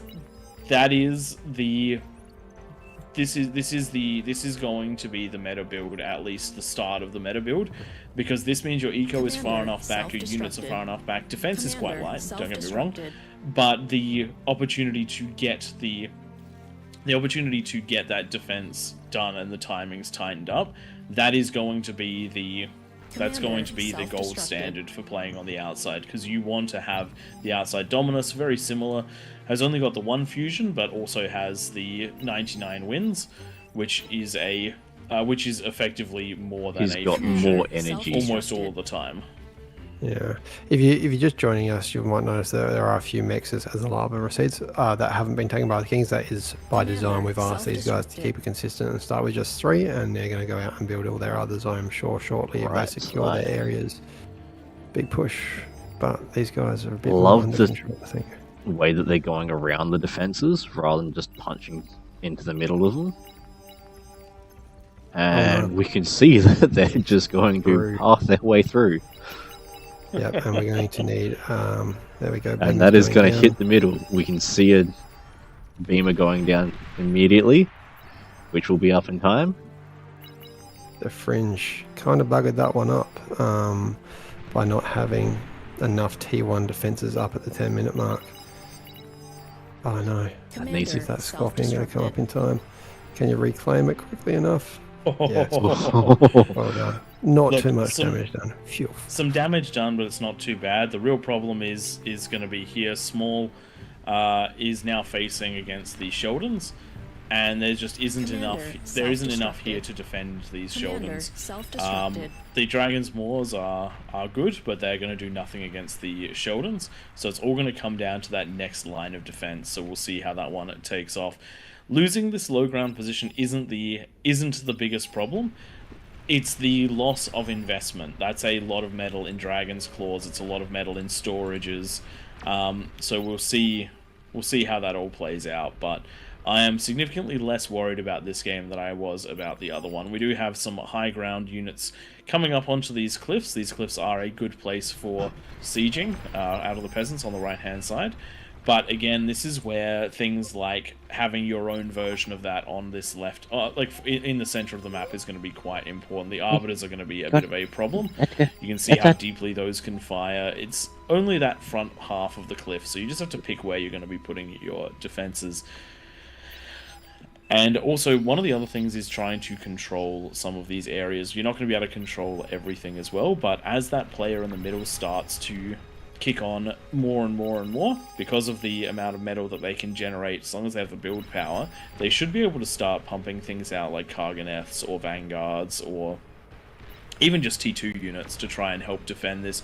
For example, if they go into tanks, if they put 1 Quaker attacking each high ground position, That's Commander, that's the high self-destructed. ground shutdown. I just want to pay a little bit of attention to Dominus's lane. Dominus, the one that created this map for us. He's doing what we saw last night is very much needed, and it's kind of paying off already. He's putting these beamers up on the hills, and he's going to be putting pulsars as well. And that's once they're up, that's going to really secure the middle of the map. And the middle of the map's big. Like this area is bigger than the Raptor crater. So there is enough space to have unchain reacting ecos in the center, like enough space between them if the Kings can calculate where things need to be built. And T1 walls is a lot more of a thing in Krakatoa just because there's so many choke points. You can keep stuff away and out of areas. Seems to go all right. Spiders are Outholds being about to come down. incredibly effective at getting up over those hills and punching in. But again, Wow. a lot of that is just coming down to Blazed by AFC top right. I didn't even realize. He was Well, I'm given watching a the one fusion. that's getting into Dominus's base that walked through his 3 or 4 beamers that it's killed. And that is on the charge into the Reclaim it. middle. Reclaim it. He is reclaiming it. There you go. It's going to go down. Not too No much damage done. worries. But there are a lot more termites coming now. There is now a pulsar, so that's going to turn them Commander, around. Destroyed. These Karganath over on the top right, being given that fusion, and he's also got 3 of his own fusions, has meant T3's come out quite quickly. And now we do see that Serb. So yeah, I do think Serbs are going to have to be modified. What is the range on it? The range is 1650. I think that needs to be changed to about 1,000, maybe about 1,200. If it comes to But about we'll, here is probably ideal. we will make adjustments as we go. But again, also the other half is that putting your defenses right here is also a problem. King's out on the map, just by the way. Yeah. Glazed by Aphis is Are heading you out not with listening to Karganaths. anything? I'm usually I'm the one looking that at doesn't other listen. things. They've been going around for a while. They were fed by the middle. There was a fusion and an advanced geo that was provided. Oh, to that's what them. you said. I only heard the fusion bit. Yeah. So that fed the T3 lab being built instead of Eco being built. But one little problem is this termite here. So really important to get T1 and T2 defenses. Got a Really well scuttle. done healing. Oh god, is there no counter intrusion? The scuttle be dancing its way in. Oh man. Oh wow. How deep It's is it been gonna go? seen. It's been seen. Is it going to be It's- picked up it's- soon It's enough? picked There up. it is. It's picked up by the radar. The scuttle. It's not like Ah. the gremlin. Those Which is very ticks nice, right there. saved the center. So good catch by the Kings, and we've actually entered a moment of moderate stability. Right here, if the Kings can scale out whilst holding essentially where they are right now, they're going to be in a really good spot because the Kings still exist. No one's been fully taken out. And the opportunity now comes from what is the King's counter push. They've worked out how to survive that first 5 minutes, and now we'll see what happens. Unfortunately, seeing Dominus losing that high ground pulsar, not ideal for them, but at the Commander cost of a com, it's destroyed. not the end of the world. And that's And we another don't have kill for them, anything- I guess. We don't have anything right now that needs that pulsar to exist. So if you want to do that sort of attack as the peasants, queue it up with something that a pulsar is going to be doing a lot of damage to on the way in, like a Razorback or a Demon or something along those lines. Take it out just before that runs through so that the peasants are suddenly... so the Kings suddenly don't have a defensive asset they destroyed. need. That's the best way to go about that. Nice push out on this top side from Evil Potato. He's got the T1 and T2 Fiends and Sheldons basically roaming around, wiping out the T1 that's coming in and having that firepower to take out the bases as they're getting close. You know, a combination I would really like to see in this is actually Jags and Sheldons, because one of the problems with the Fiends is unless you're controlling them quite well, they actually don't do well as really a pack. well. Yeah. Whereas Jags do well regardless of how how you use them. So that Jags if you don't can chain manage to react. get Sheldon supported by your Jags, they're going to do even better than being supported by the Fiends. Down on the south, Hot Potatoes base being targeted by Arbiters up over the hill. We've got some. There was a spy bot in there that was taking a little look around, but that's now been killed. A lot of spiders gathering though, and I think Dominus is being APM stalled. Dominus is under the pump. There is a lot happening. I think that The middle of the map really I think needs to help. T3 L-Trag is a little bit further. I mean, they've had to react quite a bit, but they're a little bit behind on Eco having given some of it away compared to the previous games. We saw T3 by the 15-minute mark the last 2 games out of the centre. Some demons would go down really well right now. One of the things to bear in mind, if it's 18 minutes in and you're a king and you're stuck on 2 fusion economy, you have been pushed to your limit, because one of the most critical things to do as a king is utilize that bonus to get the extra metal. If you have an Aphis and it's producing metal, that metal can be used to make more Aphis, while the 2 fusions worth of metal is used to make units. If you never get to that point, you just end up feeling further and further behind, because the pressure keeps mounting and mounting and mounting from the peasants. And this bottom side is always an area that's a problem, and we're going to see some even bigger problems rocking up pretty soon, because that T3 is online and is starting to punch in a big way. And one of the things to think about, at the beginning of the match, we talked about how we want to be seeing defenses on this high ground. If you have overlapping fields of fire, these vanguards are no longer such a problem, because your pulsars, there's no good angle the vanguards can hit the pulsars. But right now, because they are protected by the cliff right now, they can hit the pulsars very easily. But if there were pulsars on all entrances, it would be quite a different story, and it would be much harder to crack. The peasants are doing a great job of eating all of the metal that was Dominus's base there as well. Dominus just can't get up these pulsars. He's been trying again and again, and now that there's vanguards, he needs to build them further back. But what I think, it's happening finally. T3 is going down for L-Trag, and that needs to be coming out in a big way. I would have loved to have seen Cortex rather than Armada. It's probably going to be Razorbacks, which will push this stuff back. But I think Demons quick ruling will push this back. on these wings: peasants at no point can build on top of the King's Hill, can they? I think that's no, fair. Yeah, that's an You can structure. build on the like, say, No Man's Land if you want to build like a lab or something like that. But I don't think we but can. don't build on the high ground. Yeah. Cameras are different. Yeah, cameras but and radars defensive is fair game structures wherever and you can. production structures are a no-go for on the King's Hill. And we'll make that clear in the welcome message starting next week as well. Kabloom is just doing it again. They're going to have their commander removed. We haven't. We told haven't them said it in already, game, so we can't do anything I about it. have. Oh, you have? look, things are moving through relatively quick. Look, it's one of those ones where we know from this game it's something that we need to look at and we need to do, but it just means that we need to make that clear from the get-go. Now, left side here, we have the attack that's been doing the most damage to the most players in this map, and that's these high ground tremors. Now, if you have a look at what the range is, currently this is sitting about that far away from the ramp. That means it could probably hit about the halfway mark of this front base. That's something you really need to bear in mind as a king, that is the tremor range, and if you try and deal with the tremors in that range, it's going to be in defense. So building your defenses beyond that point is not going to do you well. And you know what?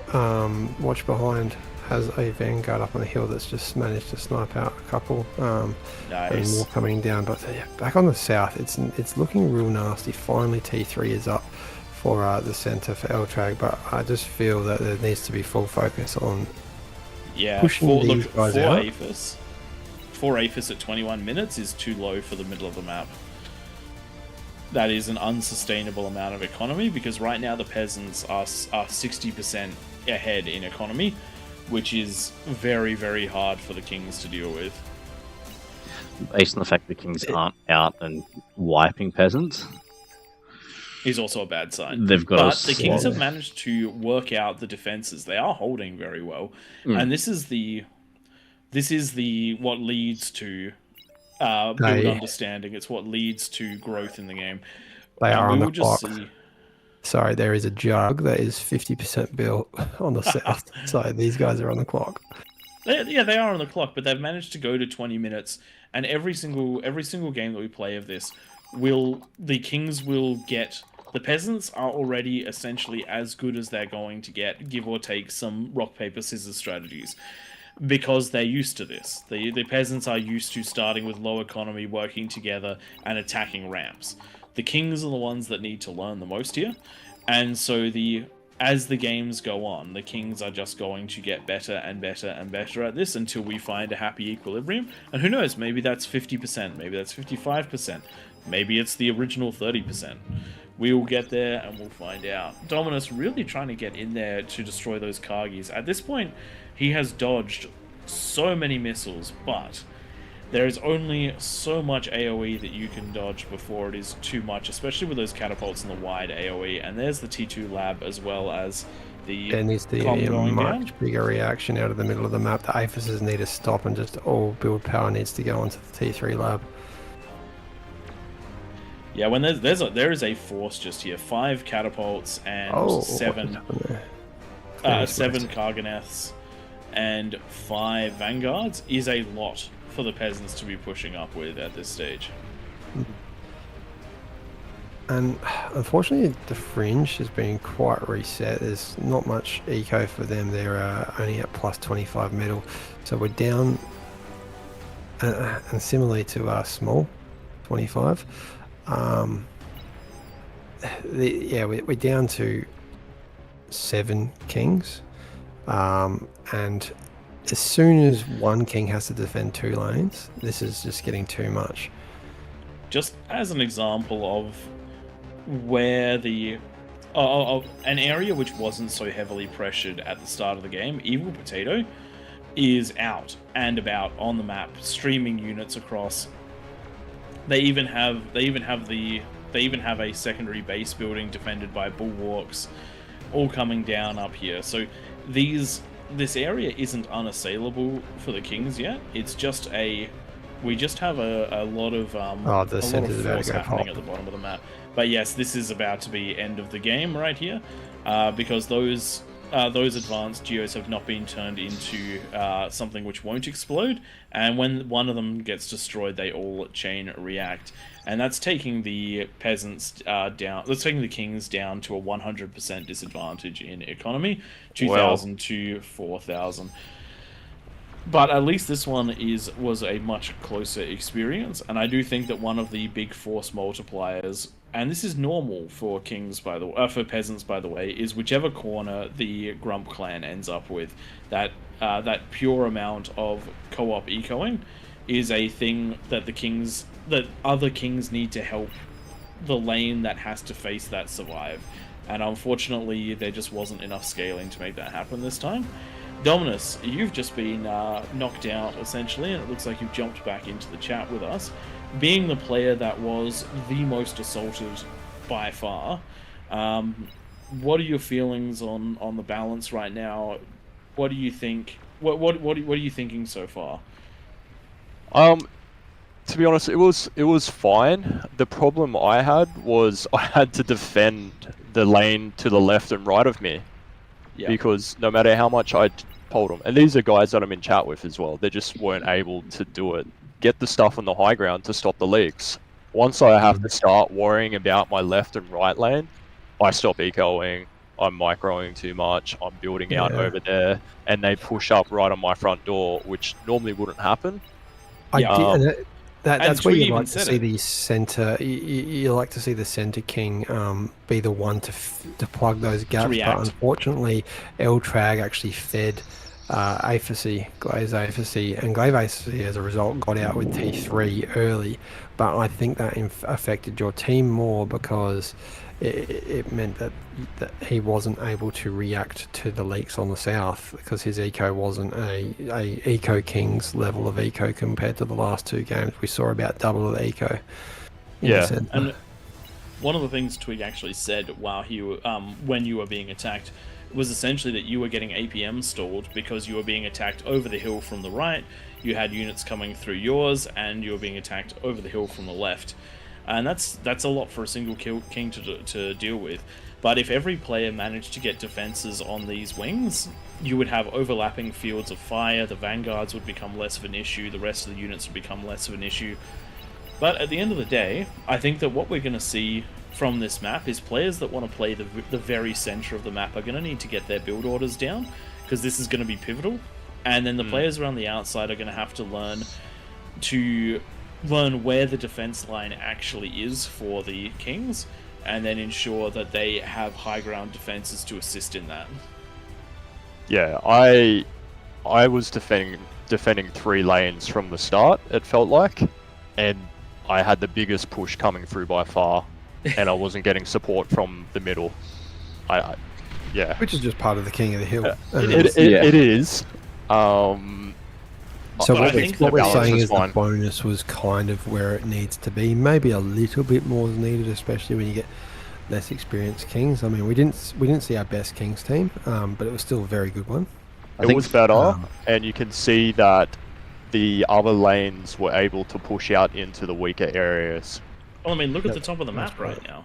Yeah. We had top right that pushed out with Kargis. We've now got middle. We've now got top middle that's just out on the map. Top left is now getting out on the map now that some of the pressure's been taken off of them.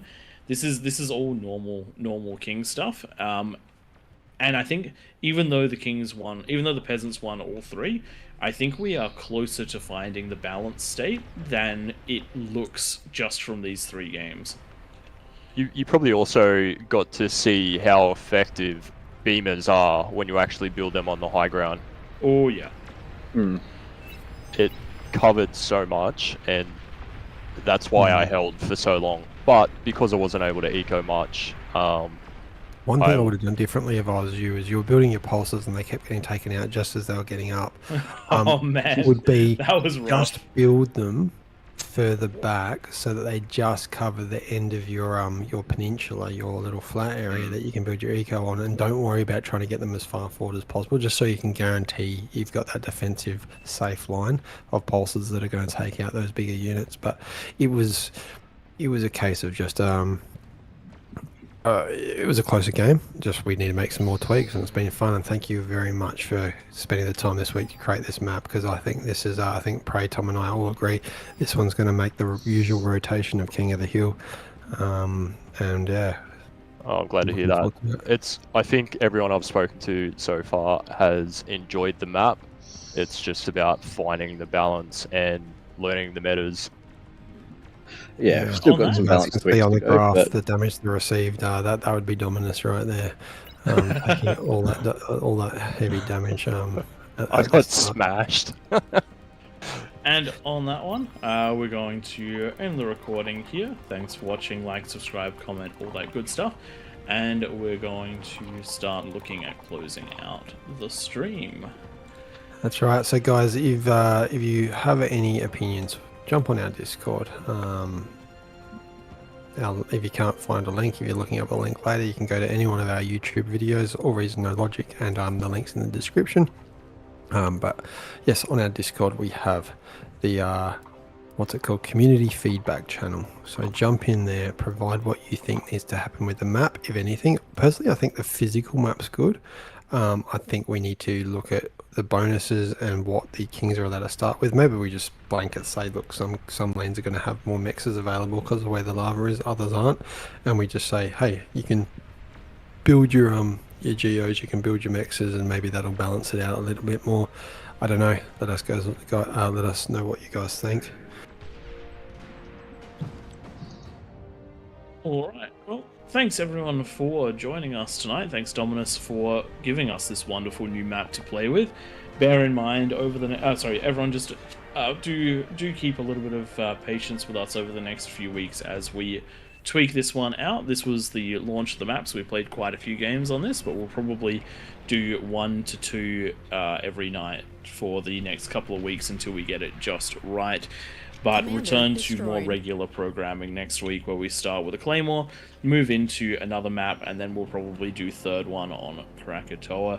And we will find the right balance between this and Raptor Crater. We'll find the right balance of tweaks that are needed. In particular, the Geogun will definitely be looking at that one. We'll also be... I am also sure that we might see some very minor tweaks in the map topography over the weeks as we find different bits and pieces. But we'll get it right. And I hope everybody enjoyed this new test, and hopefully we'll bring some more spice to King of the Hill over the next few months. Okay, I don't know if you guys have the ability to just clear all the information out of the game, and I'll send these guys into an after party on a random map. What we got? How many have we got? Because if we want, like, we could what are the other maps? I could load up 2 one pumps. of the other Raptors that I did. Up to you, mate. I've already taken away from King of the Hill and put a balance in there, and clearing people. So anyway, we'll raid over to 2 pumps now, just to end up the stream, and then we'll keep talking in the background. And Dominus, you can take the night where you need to.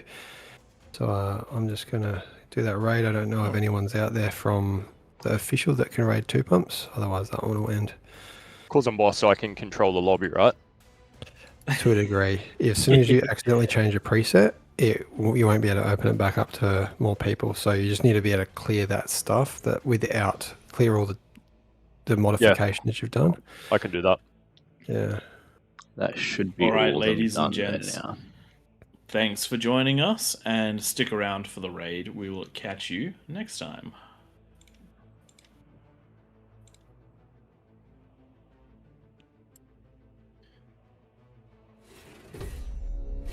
Beyond All Reason fans, welcome to King of the Hill by AllReasonNoLogic. Experience 2 or more teams facing off in epic scale warfare, where the Horde gang up on the Kings of the Hill. Kings start off with an economic bonus. They do their best to defend an onslaught after a no-rush timer expires. Test out your micro and defend against multiple players in variations of this game.